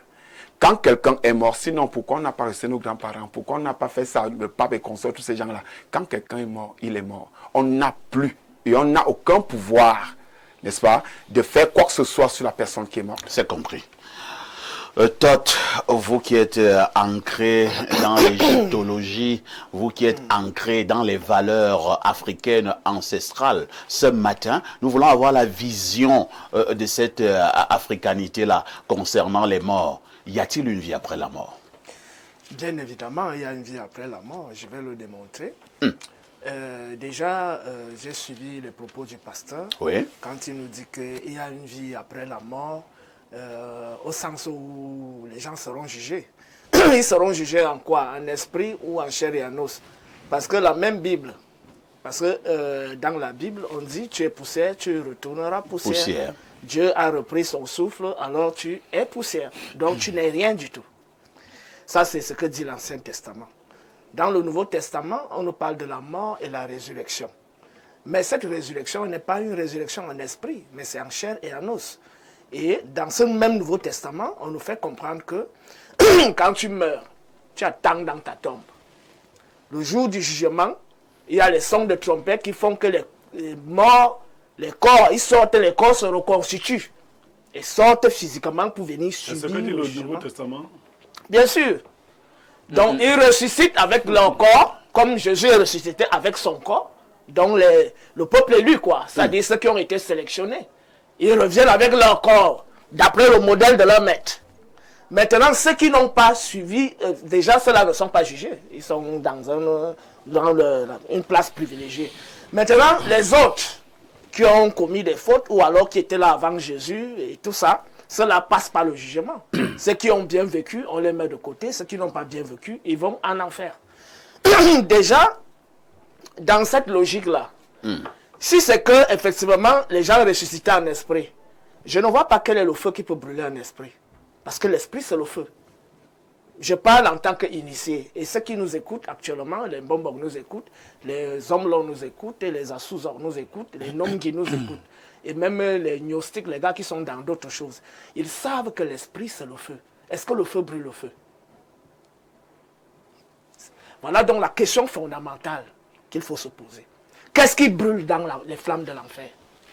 Le feu ne peut pas brûler le feu. C'est impossible. Alors, c'est pour dire quoi? L'enfer n'existe pas? Non, c'est justement pour dire, tout simplement, que ce qu'ils considèrent comme l'enfer, c'est tout autre chose. En fait, ils ont fait une interprétation très bâclée de la spiritualité, de la métaphysique égyptienne. En fait, ceux qui ont copié, ça, ce sont les Esséniens. Et c'est sur la base de l'essénisme que le christianisme est né. Mais comme c'est des gars qui ne maîtrisaient pas les mystères profonds de l'Égypte pharaonique, ils ont élaboré des récits superficiels. Il y a l'enfer là-bas, le paradis chez d'autres, même il y a les vierges même. Donc, quand tu es un homme, tu vas trouver 7 vierges ou 14 vierges. Qui t'attendent à bras ouverts. Bien évidemment. Mais ce sera une bonne chose. Tu vois qu'il y a des caricatures. D'après chaque modèle, il y a des caricatures qui sont présentées. Mais est-ce que ces caricatures collent à la vérité et à la réalité? Quand on entre même dans le domaine de la physique quantique, quand on parle de l'énergie, d'ailleurs quelqu'un avait dit, rien ne se perd, rien ne se crée, tout se transforme. Donc, quand on parle des particules, les particules sont immortelles, les particules ne meurent pas, les atomes ne meurent pas. Qu'est-ce qui se passe avec les atomes? Les atomes, c'est l'ADN qui se décompose pour se reconstituer. Et cet ADN est constitué par 4 bases azotées. Il y a la démine, la thinine, la guanine et la cytosine. Donc, cette base azotée, ce patrimoine que tu as hérité de ton ancêtre, quand tu meurs, il se déstructure pour se restructurer autrement, pour donner une autre apparence plus tard. Donc, à la base, chacun de nous est un champ de force sur le plan métaphysique. Vous allez chuter. Et c'est ce champ de force qui fait en sorte que chacun de nous chauffe en soi et il est un feu. Et ce feu est ce qui en nous entend, voit et sent. Et une fois que ce qui en nous entend, voit et sent sort de nous, nous avons les yeux ouverts, mais nous ne voyons plus. Nous avons les oreilles ouvertes, mais nous n'entendons plus. Nous avons des narines, nous ne sentons plus. C'est ce champ de force qu'on appelle le feu. Et le feu ne peut pas être brûlé par le feu. Très bien. Alain Doc, y a-t-il une vie après la mort? Jérémy Minkeng, Céline Chef de Bien m'ont dit qu'ils suivront avec beaucoup d'attention cette émission. Ô combien importante. Je ne sais pas comment tu as fait parfait pour la choisir, mais elle est d'une portée philosophique indéniable. Il faut d'abord faire le point sur la question même de la mort. Y a-t-il une vie après la mort? Ben, qu'est-ce que la mort d'abord? Est-ce que nous avons fait le point? Parce qu'il y a tout un dilemme autour du concept de la mort. Le point. Chez les civilisations négro-africaines et bien d'autres civilisations à travers le monde, on considère, et d'ailleurs c'est rendu par un célèbre poème que nous devons à Birago Diop, les morts ne sont pas morts, le souffle des ancêtres, ils sont dans le vent qui bruisse, ils sont dans la feuille qui geint, ou je sais pas moi, le rocher qui frémit, toutes ces choses qu'il a dites dans ce poème. Donc on considère qu'en réalité, il n'y a pas de mort, puisque il y a un état d'activité dans ce qu'ils veulent bien appeler la mort. Mais qu'est-ce que la mort finalement sur le plan logique, sur le plan objectif, lorsqu'on parle du bon sens? Si j'ouvre sémantiquement mon lexique, qu'est-ce que la mort? Mais la mort c'est quoi? C'est la cessation, l'arrêt de tout. C'est l'obscurité, c'est le nihilo, c'est l'absence, c'est le silence, c'est la non-existence. C'est le chaos, c'est le vide. Il n'y a rien dans la mort. La Bible est claire là-dessus et le révérend le disait. Mais quand on vous dit donc qu'il y a un état de conscience dans la mort, on doit donc redéfinir philosophiquement le concept de la mort. Il y a tout un dilemme là-dessus. Et je dis que du côté de notre spiritualité africaine, et d'ailleurs même dans ma tradition, à moi en tant que Nyokon, on formule les bénédictions avec les gens qui sont morts, comme s'ils sont toujours en activité, etc. Mais écoutez, c'est une fadaise. Sinon, qu'est-ce que la mort si on continue de vivre dans cet état qui est supposé être un état d'après le bon sens, notre philologie, notre sémantique? être un état de cessation de destruction. Ce qu'on fait là-bas chez les Nyakon. Oui, on considère aussi que les Nyakon des morts ne sont pas morts. Aller parler aux morts et tout ça. Le révérend va vous dire que la Bible interdit. Non, je ne suis pas en train de vous êtes en train de jouer de la comédie là devant les tombes et tout ça. Non, est-ce que tu... Parfait, ne me fais pas dire ce que je suis pas en train de dire. Je présente les faits pour déconstruire. Je suis pas d'accord avec ce qu'on fait chez nous. Ah bon? Non, je suis pas d'accord avec ça. Je suis en train de déconstruire. Finalement, alors pour toi, les morts sont-ils morts? Les morts sont effectivement morts. C'est ce donc quand parfois il est mort, c'est terminé. C'est terminé. D'ailleurs, si on s'en tient au discours biblique, au jardin d'Éden, quand Dieu dit à l'homme, si tu manges du fruit de la connaissance du bien et du mal qui est au centre du jardin, tu mourras. Il y a un jeu sur le plan de la construction syntaxique de ce qui est dit en araméen, pour ne laisser l'ombre d'aucun doute au sujet de la possibilité d'une vie dans la mort, ou alors qu'on pourrait subsister à la mort. Non. On pourrait traduire ça par « de mort tu mourras », c'est-à-dire pour dire que la mort est certaine. C'est un idiome pour le dire. Donc c'est tranché. Et la Bible dit le plus clairement possible. C'est vrai qu'il y a des passages dans la Bible maintenant qui vont vous donner l'impression qu'il y a un état de conscience dans la mort, mais vous verrez que les gens ont interprété de façon biaisée les passages en question. Si vous les examinez bien, vous verrez qu'en réalité les passages en question disent le contraire. Je peux vous citer comme ça l'histoire de Vénérès d'Andorre dans le livre de Samuel, où on vous dit qu'on a invoqué l'esprit de Samuel et il est sorti. Dans le texte, vous verrez, si moi je dois m'occuper de ce texte, que non, en réalité, on a mal utilisé le texte dit le contraire. La parabole de Lazare, le pauvre et du riche, on a aussi l'impression qu'on parle d'un état de conscience dans la mort. Or, on ne comprend même pas d'ailleurs ce qu'on appelle une parabole et on s'éloigne de l'enjeu de l'enseignement que voulait transmettre le Christ sur le moment. Donc, c'est de ça qu'il est question. Il n'y a pas un état de conscience dans la mort. La mort, c'est la destruction de tout. Corps, âme et esprit. Tout fait dire à la Bible ce qu'elle ne dit pas. On n'a pas dit que la résurrection concernait simplement le corps. Non, absolument pas. Nous sommes corps, âme et esprit. C'est tout cela donc par l'acte surnaturel du divin, appelé la résurrection, qui est reconstitué. Merci Alain Douk pour votre démonstration. Trop de démonstrations ce matin. Le temps ne va pas suffire. Je tiens à te le rappeler. Toi, tu as prendre le temps. Je ne sais pas si on devra te donner une semaine dans tes démonstrations. Alors, Pierre Blériot, avant que nous n'allions un peu plus en profondeur, je pose la même question à tout le monde. Y a-t-il une vie après la mort? Il y a une constance qui se dégage. Les gens semblent dire qu'il y a une vie après la mort jusque-là. Et ils ont voulu préciser le type de vie pour certains. Selon le pasteur. Et le type de mort pour d'autres. Quand nous tuons le poulet, nous le mangeons. Tout à fait. Est-ce que nous nous posons des questions sur lui? Non. C'est un être vivant. Nous estimons qu'il s'achève dans notre ventre. Tout à fait. Et que pour lui, il n'y a plus rien. Mais sachez qu'il y a des cultures qui mangent les êtres humains. C'est-à-dire, on te tue, on te mange. Alors, est-ce que les différents morceaux, si nous sommes 50, chacun a mangé son morceau, Dieu va aller dans les ventres de tous ceux qui ont mangé ces morceaux pour reconstituer afin qu'on apparaisse avec la chair? Todd n'a pas lu la Bible. Il a entendu parler de la Bible. Dans la Bible, on dit la chair et le sang n'héritent pas du royaume de Dieu. La chair, en Corinthiens 15, la chair et le sang. 50. Et la résurrection de Jésus-Christ qui est imagée, vous voyez, un corps, on parle de corps spirituel, parce qu'il n'a plus les barrières du corps naturel. Première chose, ça c'est le point de vue de la Bible. Tout ce que nous dirons, nous vivants sur la mort, c'est le fait de la croyance. Ça, il faut le dire. Personne n'a l'expérience de la mort. Donc nous croyons, nous avons des croyances. Mais il y a des gens qui disent souvent qu'ils sont morts et ils sont revenus à la vie. Oui, mais nous savons tous. Et il te dit que voilà ce qu'il a vu là-bas, il a causé avec elle, il a causé avec elle et il est revenu. On lui a dit que ce n'était pas encore ton moment. Non, il n'est donc pas mort. Ah bon? Parce que s'il était mort... C'était des hallucinations. Moi-même, j'ai été présenté comme mort, tout bébé, sorti de l'hôpital Baudelot, tout bébé, on a dit le ressuscité. Parce que la dame médecin, Madame Ali, avait déclaré que je suis mort. C'est quand on devait amener le truc là à la morgue qu'on dit que non, il faut encore le laisser. Et après, donc je ne sais pas. Finalement, ta vie est compliquée. Oui, depuis la naissance. Donc, maintenant, il y a une vie des âmes. Oui. Aucune culture ne nie. Vous pouvez appeler ça âme ou esprit. Parce qu'il faut rentrer aux origines. Est-ce qu'il y a une origine? Avant que les philosophes parlent de métempsychose, n'est-ce pas, chez eux? Est-ce qu'il y a une origine de la vie? Pas de l'apparition dans ce monde-ci, sous la forme de la chair.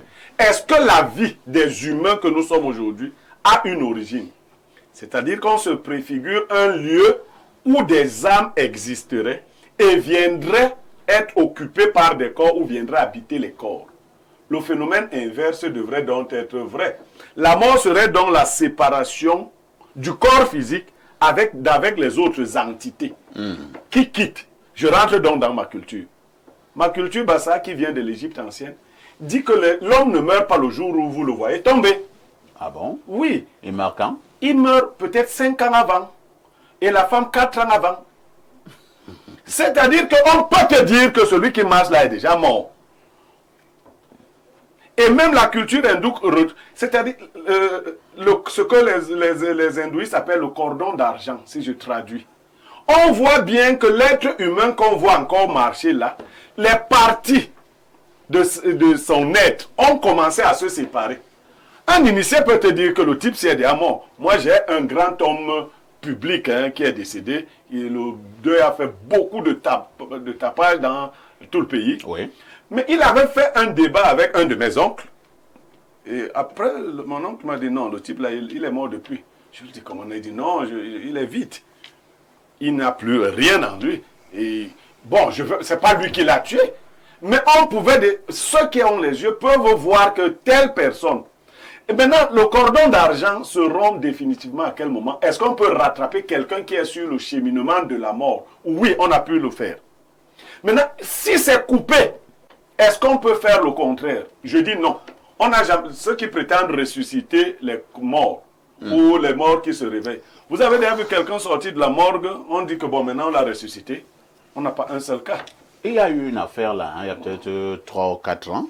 Oh, monsieur. C'était un metteur en scène, on l'a arrêté. C'était un metteur en scène. Ah bon? Oui, bien sûr. Il s'entendait avec les familles et pour faire des mises en scène. Il n'y a pas ça. Il n'y a pas ça. Si tu pars à la mort. Il était à la mort. Dans le texte, là. Après, on a vu, il est venu s'asseoir à la véranda. Oui. Il avait un gant blanc. Oui, c'est tout ça. C'est des affabulations. Donc, nous mourrons effectivement. Et nos corps physiques se détériorent. Si vous ouvrez la tombe, vous retrouvez là tout ce que vous y avez mis. Ce n'est donc pas le corps, les os et autres qui peuvent ressusciter dans un pays, non. Là, c'est l'esprit. Ce n'est que l'esprit. Et nous entrerons dans les types d'esprits qui peuvent migrer. Merci Blériot. Repartons rapidement au niveau de notre messagerie très saturée. Bonjour Info TV, de ma part, je pense que vous aurez dû ajouter parmi vos invités un intellectuel musulman aussi. C'est Amadou Angousso. Qui est Amadou? Amadou, vous êtes toujours en train de revendiquer. J'invite souvent mes amis musulmans ici, non? Bon, je te promets d'inviter donc un musulman jeudi prochain. Alors, un autre message très rapidement. Oh là là, petit souci, hein? Essayons d'aller au plus 39. Le plus 39, je pense que c'est l'Italie. Bonjour le plateau, bonne émission. C'est qui est de la vie après la mort? Lisons 1 Thessaloniciens 4, 16 et 17. Car le Seigneur lui-même a un signal donné à la voix d'un archange, au son de la trompette de Dieu, descendra du ciel, et les morts en Christ ressusciteront premièrement. Et nous les vivants qui serons restés, nous serons transportés vers les cieux à la rencontre du Christ. Bon, Blériot d'en fini, hein. C'est Emmanuel de l'Italie qui envoie donc ce message. Prenons une autre préoccupation. Bon, j'ai dit, alors, bon, Amadou Angousso me dit déjà merci. Mais Amadou, il faut rester en prière, hein, que cela se réalise aussi. Alors, bon jeudi spiritualité espace mini, je crois pour ma part, monsieur Aïssé, qu'il n'y a que le corps qui meurt, l'âme suit son cours via la réincarnation. Oui, il a une vie, il y a une vie après la mort pour l'âme, mais pas pour la personne que nous avions été avec le véhicule corps actuel. Certains peuvent se souvenir d'anciennes vies, mais cela s'appelle la régression des entre-vies. Monsieur Niemek ou bien Dr Todd doivent peut-être en avoir entendu parler. À titre d'exemple, la série Highlander en est une sorte de caricature. C'est Bertrand Amarois qui envoie cette contribution. Nous prenons ces autres contributions de nos nombreux téléspectateurs. Hein. Alors, bonjour à tout le riche panel.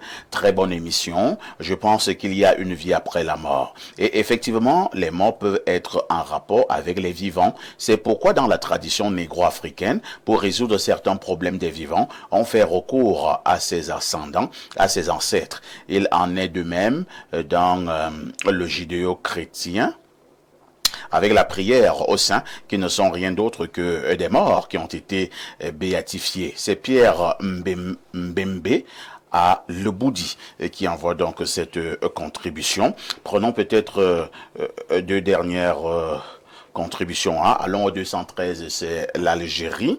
Que dit le téléspectateur de ce côté? Bonjour, Otep, office de Kama. Après la mort, c'est la réincarnation. Il n'existe aucun jour où tous les hommes seront alignés et feront face à un jugement divin. Si oui, dites-nous alors dans quel pays ou dans quel endroit ce jugement aura lieu. La seule vie qui existe après la mort, c'est la réincarnation. Dans la nature, rien ne se perd, rien ne s'écrit, mais tout se reconstitue. Dans la loi de la réincarnation, l'être qui se réincarne n'a aucun souvenir de la vie qu'il a vécue antérieurement, mais la nature, quant à elle, a enregistré tout cet être et a fait ce qu'il a fait dans cette vie antérieure. Exactement comme toi, parfait, Aïssi, quand tu étais dans le ventre de ta mère, tu ne pouvais pas imaginer qu'il y a un autre monde plus grand et plus oxygéné que le ventre de ta mère. Mais une fois que tu quittes le ventre de ta mère pour venir dans ce monde, tu ne te rappelles plus de tout ce que tu as vécu dans le ventre de ta mère. Après la mort, nous allons nous réincarner dans une autre dimension et nous n'aurons plus aucun souvenir de ce monde, mais nos actes nous suivront dans cette dimension. Cher pasteur, nous ne nous entendons pas encore bien sur ce plateau. Hein. Je pense que Todd, lui, il est resté carré, qu'effectivement il y a une vie après la mort, mais vous êtes au niveau de la dimension biblique, même si ta position est un peu nuancée, hein, parce que la même Bible qui dit que quand tu es mort, la même Bible qui dit également, bon, c'est vrai que Blériot parla tout à l'heure des esprits, des types d'esprits. Alors, si jamais il peut avoir une vie après la mort, comment savoir que tel qui est mort est toujours parmi nous? Permettez-moi une seconde avant de revenir à votre question. Pour compléter ce qu'a dit le panéliste Blériot, dans 1 Corinthiens chapitre 15 verset 50, ce que je dis, frère, c'est que la chair et le sang ne peuvent hériter le royaume de Dieu, et que la corruption n'hérite pas l'incorruptible. Voici, je vous dis un mystère. Nous ne mourrons pas tous, mais tous nous serons changés. En un instant, en un clin d'œil, à la dernière trompette, la trompette sonnera et les morts ressusciteront incorruptibles. Les morts en Christ. Les morts en Christ, c'est incorruptible. Et nous serons changés. Et nous, restés vivants, nous serons changés. Donc pour revenir dans 1 Thessaloniciens, c'est presque la même chose. Ok, pour dire, voilà, c'est comme je disais tout à l'heure, que la nouvelle vie n'a rien à voir avec la chair. Puis c'est la chair qui part. Tout à l'heure, vous avez posé la question à savoir comment ressentir ou bien reconnaître que la personne est parmi nous. Bon, moi je l'ai dit, et j'ai dit, je reste dans ma foi. Quand une personne est morte, pour moi, elle est morte. Aucune vibration ne peut ressentir. C'est parti. La preuve en est que je vais prendre une anecdote. Voilà une dame qui meurt en laissant ses petits-enfants. Et maintenant, le monsieur épouse une autre femme, commence à maltraiter ses enfants. Pourquoi elle ne réagit pas? Non, si vous posez comme ça la question, on a vu des morts torturer les vivants. Hein. Non, de manière physique. La bonne question, c'est est-ce que c'est effectivement des morts? Non, mais il a simplement dit pourquoi elle ne réagit pas. Oui, non, je prends du sens. On a vu des soi-disant morts torturer les vivants. Bon, torture, ça ne fait pas loin ici au Carrefour Fouda. Il connaît l'histoire. Il y a un domicile qui n'a pas pu être. Je connais l'histoire. D'accord. Bon, là-bas, moi j'ai dit à Parfait que l'affaire si. C'est pour ça que je disais que de manière, ça veut dire au moment où la maman est en train de torturer les enfants, pourquoi il n'y a pas de réaction immédiate? Parce que pour vous, c'est la preuve de... Non, révérend, c'est pas... Elle a bien raison, révérend, c'est pas une preuve. Non, je voudrais dire... Non, ça peut être une preuve. Non, absolument, on démontre ça. Les gens qui torturaient leurs enfants. C'est ce que je dis, ceci. Il suffira d'un contre-exemple et ça tombe comme ça. Au moment où nous sommes en train de parler, il y a une réaction. Mais moi, je vais vous poser une autre question. Peut-être, bon, c'est vrai que vous n'êtes pas catholique romain, mais moi, j'ai souvent assisté lorsque les ordinations de prêtres, la litanie des saints.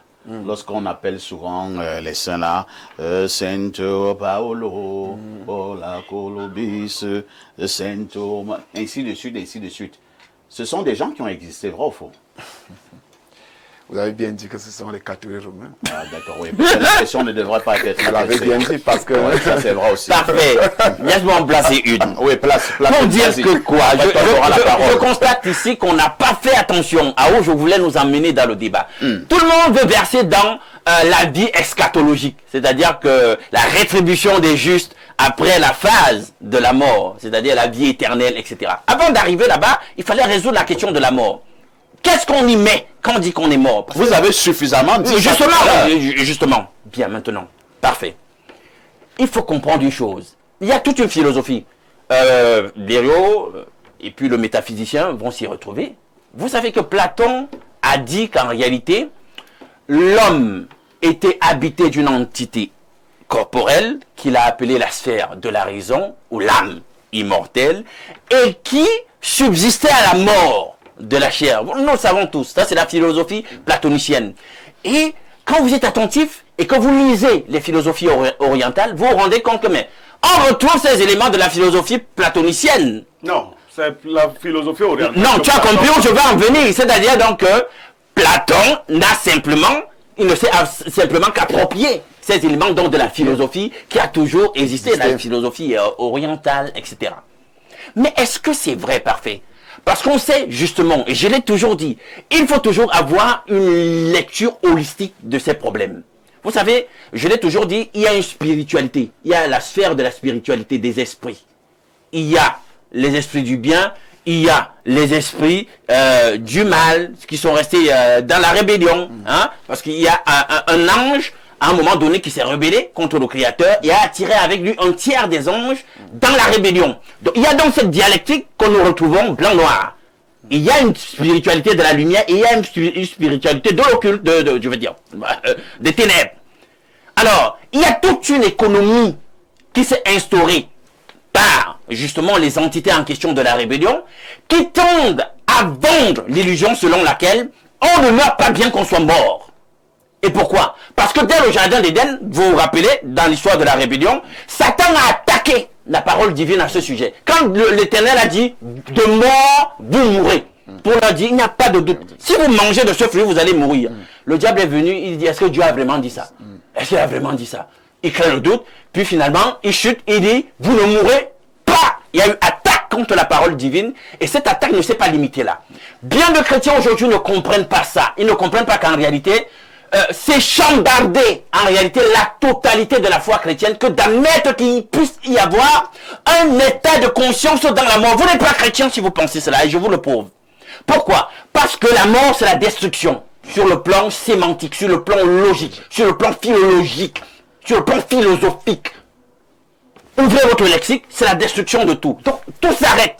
Alors, si vous dites qu'il y a un état de conscience dans la mort, vous faites passer le Christ en réalité pour un menteur. Parce que lui, il dit dans la Bible que pour passer de l'état de mort pour la vie, il faut un acte surnaturel, puissant, qui vient de lui et qu'on appelle la résurrection. Alors, dans la même Bible, lorsqu'on dit que si le grain ne meurt, il ne peut pas germer, ça veut dire quoi? Mais là, on parle de la foi. Là, on parle de la foi. Si le grain Moi, je vois les prêtres aiment souvent prendre ce passage lorsqu'on enterre les gens. Oui. Comme pour dire que le monsieur que nous allons enterrer là, il va recommencer. Non, il y a ce qu'on appelle l'exégèse. C'est-à-dire qu'on utilise un passage biblique pour faire dire ce qu'on veut au passage, au lieu de comprendre le passage pour ce qu'il veut dire. C'est-à-dire utiliser le contexte immédiat. Est-ce que c'est une parabole qu'on est en train de donner? Si c'est une parabole, le mot parabole vient du grec parabolé qui veut dire jeter à côté. C'est-à-dire ne prends pas littéralement. On passe la parole à Todd. Voilà.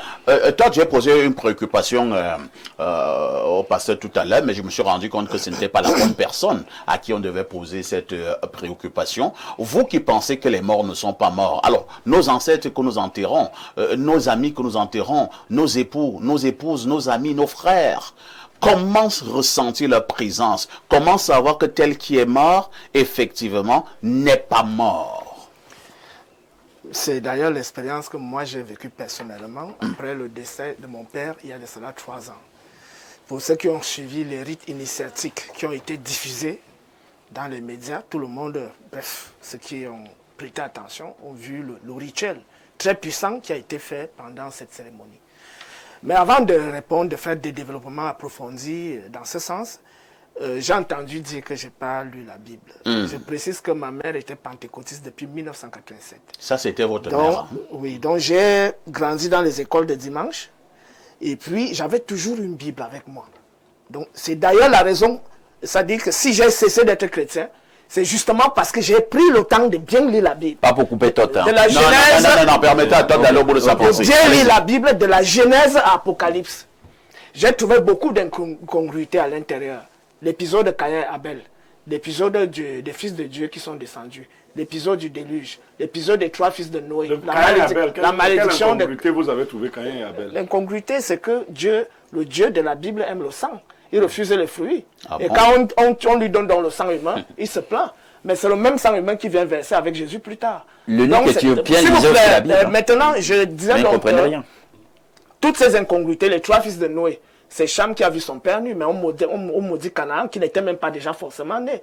Et puis plus tard, les 12 fils de Jacob qui partaient créer un génocide parce qu'on a violé leur fille Léa, et pourtant leur sœur. Et pourtant, le roi de cette zone avait dit... Ça montre que vous avez lu la Bible. Bien sûr, le roi avait dit, je tisse une alliance avec vous, je prends votre fille et mon fils l'épouse et nous établissons une alliance. Mais les Juifs ont utilisé, les Hébreux ont utilisé une ruse, ils leur demandent, allez vous circoncire. Pendant leur blessure, on allait les massacrer tous. Donc voilà le peuple de Dieu là, qu'on nous présente là. Et le même, quand on dit le fils de Dieu, le même fils de Dieu, il dit, ne jugez pas, de peur que vous ne soyez jugés. Mais il dit, race d'hypocrites, race de vipères. Si quelqu'un fait ça, il faut qu'on lui attache la pierre, on jette dans l'eau, il se noie. C'est pas le jugement là-bas. Pourtant, nous devons suivre son modèle. Pourquoi lui juge? Voilà. Donc, il y a tellement d'incongruités. Et puis, on dit, mon peuple périt faute de connaissance. C'est le même livre qui dit, heureux ceux qui croient sans voir. Donc, les ignorants. Donc, nous sommes dans des contradictions flagrantes. Moi, j'ai pris le temps de lire ce livre. C'est la raison pour laquelle j'ai pris mes distances vis-à-vis de ce livre-là. Donc, maintenant, je reviens donc au niveau du développement en disant,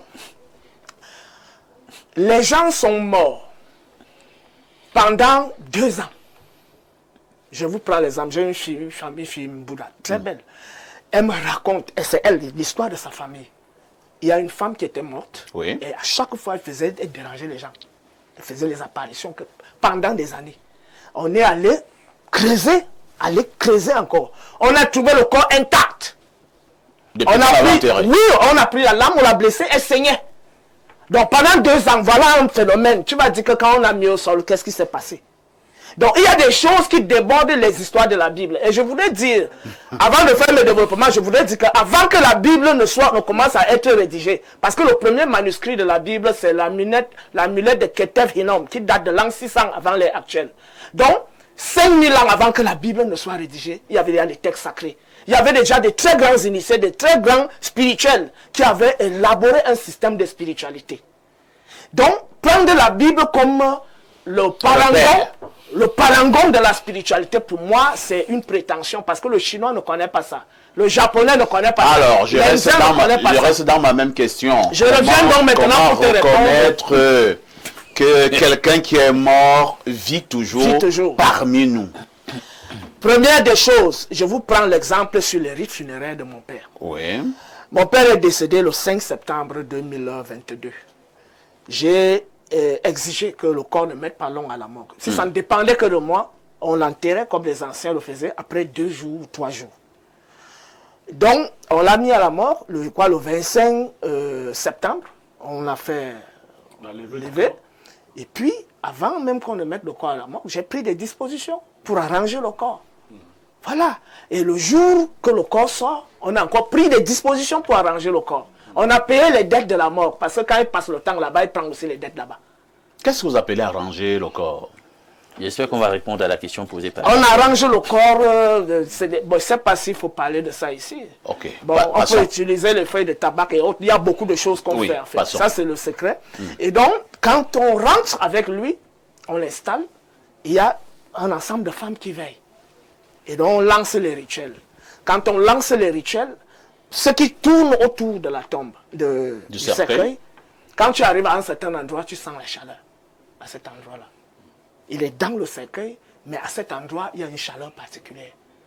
Après ce rituel de la nuit, on a fait ce qu'on appelle chez nous Ikuraou, c'est pour ouvrir le vortex des ancêtres, afin de permettre aux ancêtres de venir prendre l'un de leurs. Il faut employer le code secret, le nom secret, qu'on appelle chez nous l'ondan. Donc, et c'est des initiés qui tapent, qui font cet Ikuraou là. Donc, pendant qu'on me faisait le rituel avec la peau de panthère, ça a été diffusé.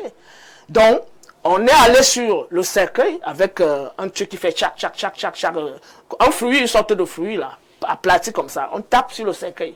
Quand on finit de taper, on m'a frappé au dos un certain nombre de fois. Après, on m'a retourné, on m'a projeté. Quand on me projette, j'ai senti l'odeur d'une fourmi qu'on appelle chez nous Mintuntolo. Je pense que quand tu as grandi enfant, on te disait que même dans ta chambre ou dans une ville, c'est la présence d'un esprit ou d'un fantôme, ce qu'on peut dire. Donc quand on m'a retourné, on m'a projeté, j'ai fait à peine 5 pas, c'est l'odeur là qui m'a accueilli. Donc pour me faire comprendre que ton père est bel et bien présent. Donc j'ai fait le tour du village. Ce qu'on a les pharaons appelaient à l'époque le jubilé, le Hepsed. C'était la connexion entre le patrimoine énergétique de mon père et mon patrimoine énergétique. Pour qu'il y ait continuité. Je suis donc en disant que quand on dit que quelqu'un est mort, c'est le changement d'un état de conscience. Parce qu'on ne meurt pas en réalité. Même ce qu'on appelle la matière vibre. Ce que vous voyez, la poussière, la vibre. L'os vibre, le cheveu vibre. C'est pour ça qu'on peut utiliser ça pour faire quelque chose, pour opérer. Donc, toutes ces choses sont liées. La terre est liée à l'eau. L'eau est liée à l'air. L'air est lié au feu. Et toutes ces choses vibrent en harmonie et permanemment. Et donc, il y a une partie de toi qui se sépare de ton corps. Mais cette partie est toujours liée à ton corps. C'est pour ça que quand on fait le rituel sur la tombe, qu'on fait les rites funéraires, qu'on fait les rites de commémoration des ancêtres, d'invocation des ancêtres, c'est parce qu'on sait que le corps qui est dans la terre est lié aux autres instances. Et chez nous, on en a 9, j'en énumère. Il y a ce qu'on appelle le kat, le corps physique. Il y a ce qu'on appelle le saou, ce qu'on appelle généralement l'aura. Il y a le saou, c'est le kaibit. Il y a ce qu'on appelle le saou, le kaibit, c'est l'aura. Le saou, c'est le corps astral. Il y a ce qu'on appelle le ren, le nom. Il y a ce qu'on appelle ib, c'est-à-dire la dimension émotionnelle de l'individu. Il y a ce qu'on appelle sekem, c'est-à-dire la force qui est capable de t'amener à te défendre quand tu es en danger. C'est cette même force qui agit en nous, à chaque fois, au niveau de l'imagination et de la créativité. Et il y a ce qu'on appelle le ka, c'est-à-dire la force vitale. Il y a ce qu'on appelle le ba, c'est-à-dire la dimension intellective en nous, ce qu'on appelle la pensée. Il y a ce qu'on appelle le hak, c'est-à-dire la lumière en nous. Donc, tout cela est lié et la lumière est accompagnée par le feu. C'est ça qui monte. L'air est au milieu, l'eau est en bas et la terre est en bas. Donc quand quelqu'un meurt, on l'enterre. L'eau coule vers le fleuve du village. C'est pour ça qu'on appelle les rivières les autoroutes des ancêtres. Donc l'eau coule vers le fleuve du village. Les os et la chair restent là au point où quand on veut faire un rituel, il faut qu'on soit en connexion avec la tombe, avec le fleuve du village et qu'on ait réussi à canaliser le défunt au point où, quand on veut faire le rituel, on peut utiliser certains encens, certaines plantes avec le feu, etc. pour reconstituer donc la réalité dans sa totalité et entrer en communication avec elle. On va passer la parole à Pierre Blériot. Pierre Blériot, effectivement, moi j'ai souvent vu, hein, nous qui sommes des cultures bantoues, les hommes lors de mon village, et même chez ma maman, de temps en temps, pour certains rituels, aller au niveau des tombes et parler sur les tombes, invoquant les noms de ceux qui sont enterrés à cet endroit-là. Au niveau de la Bible, on dira que c'est du charabia, mais certains bantous vont vous dire que c'est quelque chose de très sérieux. Alors, est-il vraiment, est-ce que c'est vrai que lorsque quelqu'un est mort, on peut entrer en connexion avec cette personne? Au niveau de la Bible, on ne dira pas que c'est du charabia. Toutes ces cultures ont existé à côté des cultures juives. Todd vient de décrire un rituel. Mais il ne se rend peut-être pas compte qu'il s'agit d'une société initiatique qui pratique un certain nombre de choses. Si les choses se passaient naturellement, pourquoi on a préparé le corps de son père avant d'entrer à la mort? Pourquoi on l'a préparé après? Si les choses étaient donc là, c'est-à-dire le père de Todd meurt, n'est-ce pas? On laisse le corps se défendre. Non, c'est une société secrète. Dans mon village, le mien, comme dans le vôtre, il y a des gens qui tiennent les clés de la spiritualité du village. C'est clair. Ils cachent le village quelque part. Votre village est caché quelque part. Il y a quelques personnes qui savent où le village est caché. Vous n'êtes pas les mêmes. C'est pour ça que je voulais vous parler des niveaux d'esprit. Toi, entrer dans une société à moitié, quand tu vas finir par entrer, tu sauras que c'est des gens dangereux. Ah bon? La vie ne vient pas seulement par la voix de Dieu. Vous savez qu'on peut mettre un enfant dans le ventre d'une femme? Bien sûr. Il ne soit pas un enfant venu de Dieu. C'est cette économie de démons dont j'ai parlé. Mais il y a des gens, tu pars, tu trouves un vrai ngengang. Il te met l'enfant dans le ventre, le démon là. Il y a des Camerounais, tu le vois, tu sais que c'est Satan ici. Oui, tu sais que c'est Satan qui nous a envoyé ce type-ci. Dans tout ce qu'il fait. Donc il ne faut pas croire que tous les êtres, là où il faut bien... Toi a lu la Bible, mais il la lisait avec un esprit de rejet. De vindicatif. Il se vengeait de la Bible. Oui, oui, tu verras. Moi, je me vengeais de la Bible alors que je suis un enfant qui a grandi, qui a fait les écoles de dimanche et tout ça.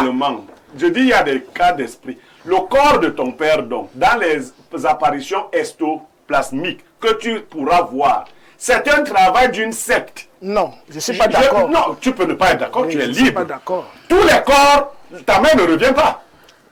Ta mère revient. Si elle va communiquer avec ma mère, je sais pas. Tu es sûr que c'est ta mère? Oui, bien sûr. Tu es sûr que c'est ta mère?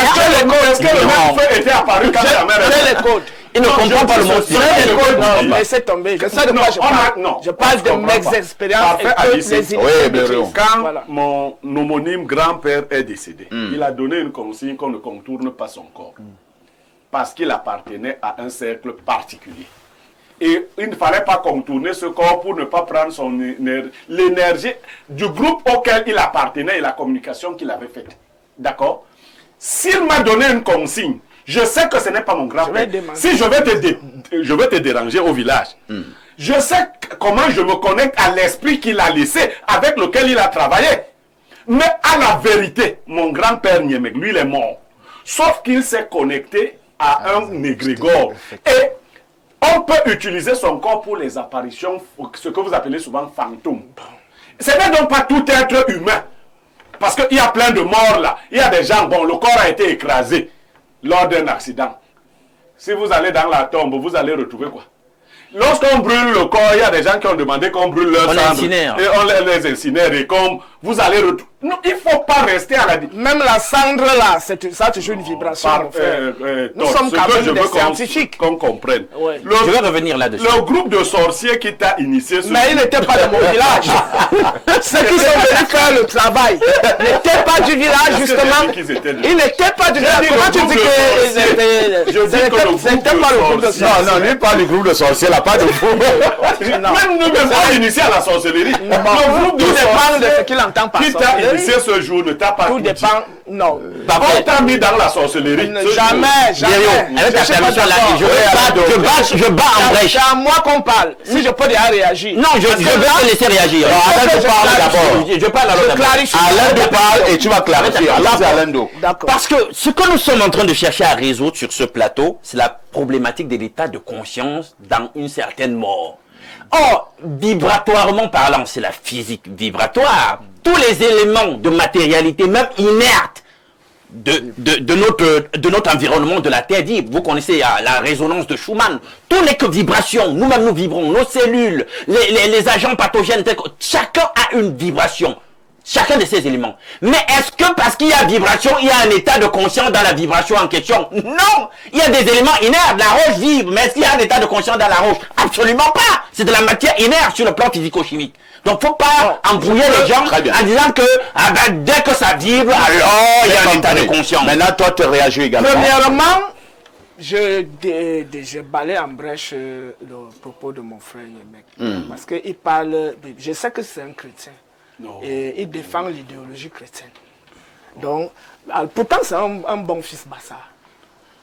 Je pense qu'il aurait commencé. Je pense qu'il aurait. C'est un hybride. Je pense qu'il c'est vraiment un hybride. Il est partout. Il est vraiment un hybride. Je pense qu'il aurait dû commencer à faire ses pas dans le moc. S'il ne le fait pas déjà, peut-être qu'il cache ça pour lui et il ne veut pas venir afficher ça ici. Donc, mon frère Nyemek veut nous faire comprendre que les bons sont les sorciers, les assureurs sont les sorciers, les hommes sont les sorciers. Comme ils sont des sorciers, on évolue de manière logique. Comme ils sont des sorciers, c'est-à-dire qu'ils agissent consciemment avec la force intelligente qu'ils ont héritée de la divinité. Ça veut dire que le prophète Élie qui lançait le feu était un sorcier. Parce que c'est pas tous les hommes. Ça veut dire que Jésus le Jésus de la Bible, entre guillemets, je ne dis pas que c'est un personnage historique, qui marchait sur l'eau, c'était un sorcier, qui multipliait les pains. Tu connais mon point de vue sur la sorcellerie, non? Oui, moi je suis pas contre la sorcellerie. Mais il faut que, tu sais que les téléspectateurs nous écoutent. Mais moi je n'ai jamais dit que j'étais contre la sorcellerie. Ça veut dire que Jésus était un sorcier, le prophète Élie était un sorcier, Jérémie, c'était tous les Moïse là qui faisaient des miracles, qui ouvraient les eaux. C'est la sorcellerie. Il ne faudrait donc pas. Blaireau, lui, n'est pas contre la sorcellerie. Voilà. Comme il y a des milliers de téléspectateurs qui nous écoutent, il faut que ça entre dans leur tête. Maintenant, il ne faudrait pas donc, d'une part, on dit que là-bas c'est le miracle de Dieu. Et quand moi, le noir, je fais ça, l'homme noir, ça devient la sorcellerie. Non. On appelle ça la manipulation. Et là, je t'entends.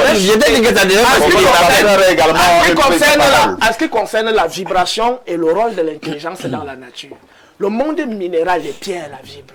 Et il y a une intelligence active dans le monde minéral. Quand tu vois le cristal, quand tu vois le diamant sorti avec des formes géométriques, tu creuses la terre, tu trouves le diamant avec une forme géométrique. Qu'est-ce qui constitue cette forme géométrique? Donc la nature est remplie d'intelligence. Mais cette intelligence vibre en fonction des niveaux de fréquence. Donc quand on dit qu'on a brûlé quelqu'un, même la cendre là, il y a toujours lui dans cette cendre, parce que cette cendre vibre. Très bien. Et en plus, la conscience n'est pas la matière. La conscience, l'intelligence, le feu, toutes ces choses, la pensée, c'est des choses immatérielles. Donc quand on dit que quelque chose subsiste au corps, ça veut dire que ce qui subsiste est immatériel, on peut entrer en contact avec ça. Voilà ce que je voulais dire. Akabe, est-ce qu'on ne va pas se dire quelque part que la chrétienté nous a un tout petit peu lobé? Parce que si je m'en tiens à ce que Todd dit, à ce que Blaireau dit, ils sont d'accord sur quelques points, notamment sur le fait que les morts ne sont pas morts. Mais vous, au niveau de la pensée chrétienne, vous pensez que les morts sont morts. C'est exact? Je pense que les morts, ceux qui sont morts sont morts. Les morts sont morts. Les apparitions que nous avons souvent... Maintenant, il y a un système, il y a quelque chose qui se passe. Vous allez voir des gens ici qui sont entrés, bien qui ont baptisé, qui ont une double vie. Ça veut dire quoi? Oui, il y a des gens qui ont une double vie. Voilà, vous commencez donc à creuser. Il y a des gens qui ont une double vie. Bien sûr. En autre vivant physique là, il est entré quelque part et il a peut-être un temps. Il s'est connecté à un nouvel esprit. Il a un temps de vie physique. Donc il va aller passer le reste. Alors. Là-bas, ça c'est pas la mort. que Dieu attend. Maintenant, quand le temps là va arriver là-bas, il meurt alors. Bon, est-ce que c'est pas par exemple ceux qui meurent dans le Famla, le Con? À peu près. C'est à peu près ça. Au-delà de ça, il y a effectivement des gens qui ont séquencé leur vie pour vivre en apparition claire sous cette forme-ci et poursuivre dans les mondes obscurs. Moi, je ne parle pas de ténèbres. Et effectivement, il y a ces vies-là qui se poursuivent dans le monde obscur. Il y en a. Et c'est pour ça que je parle de type d'esprit. Il y a des gens qui ont pris des connexions. Le mari meurt. Il revient faire l'amour à sa femme. Ouais. Quand je dis il revient là, je ne vois pas la chair de l'individu là. Je vois quelqu'un qui s'est connecté à un égrégore qui lui continue d'agir. Il y a des hommes qui ont interdit leur veuve à d'autres personnes. Tu viens là, ils te tapent. Ce sont des méchants sorciers. Parfait. Non. Lisons d'abord quelques contributions. Salut les rois du micro. Depuis que j'ai découvert cette émission, je ne m'en passe plus avec un riche panel constitué de Blériou Niemek, Alain Douk, Tot et de notre sac de modérateurs parfaits à ici. Ça ne sert à rien d'aller chercher ailleurs. Ma question s'adresse au docteur Tot. Durant les obsèques de son papa, je veux qu'il nous dise si ce sont les hommes de Dieu, pasteurs, prêtres, etc., qui l'ont inhumé. Si tel est le cas, pourquoi il ne s'est pas opposé? C'est Béranol, depuis Messassi, et qui envoie cette contribution. Je peux répondre. Allez-y. Déjà, pour ceux qui ont vu le deuil de mon papa, dans les médias, il n'y avait aucun prêtre, aucun pasteur. Je ne sais pas ce qu'il entend par homme de Dieu. Si c'est le diable en soutane, qu'il appelle homme de Dieu. Oh là là. Pourquoi je le dis? Je ne suis pas excessif. excessif. Je ne suis pas excessif. Je prends quelques exemples. Ils sont nombreux qui sont des escrocs. Ils sont nombreux qui couchent avec des femmes d'autrui. Ils sont nombreux qui divisent les mariages. Certains. Non. Mais tous ne le font On pas. va dire les pasteurs et les prêtres. Quand on dit homme de Dieu, moi-même, qui vit et qui ne fait pas du mal aux gens, je suis homme de Dieu. Ouais. Que signifie homme de Dieu? Il faut forcément être un prédicateur. On pour être répond homme de clairement Dieu. à la question. Donc, je Est-ce que réponds. ce sont les prêtres ou les pasteurs qui ont enterré ton père? Ceux qui ont enterré mon père, ce sont des initiés. Il n'y avait pas de prêtre, il n'y avait pas de messe, il n'y avait pas de culte pendant le deuil de mon père. Du début jusqu'à l'inhumation. Bonjour à vous sur le plateau. Lorsque Todd parle du décès de son papa, quelques parties de la cérémonie avaient été diffusées dans les médias, comme il a dit. Et concernant les rites qui ont été faits par ce dernier et ses congénères, ce qui a attiré mon attention est que tout le village de Todd avait déclaré abonné et assoyé Mbelatan. Ah, c'est-à-dire toi tu as la sorcellerie au village. Voilà. Ah ben voilà, hein. Voilà. C'est dit, c'est dit. Bon, ceux qui parlent, ce sont les chrétiens qui ne comprennent rien. Où sont les Rien à ce qui se passe. Ce sont des gens qui ont oublié leur tradition.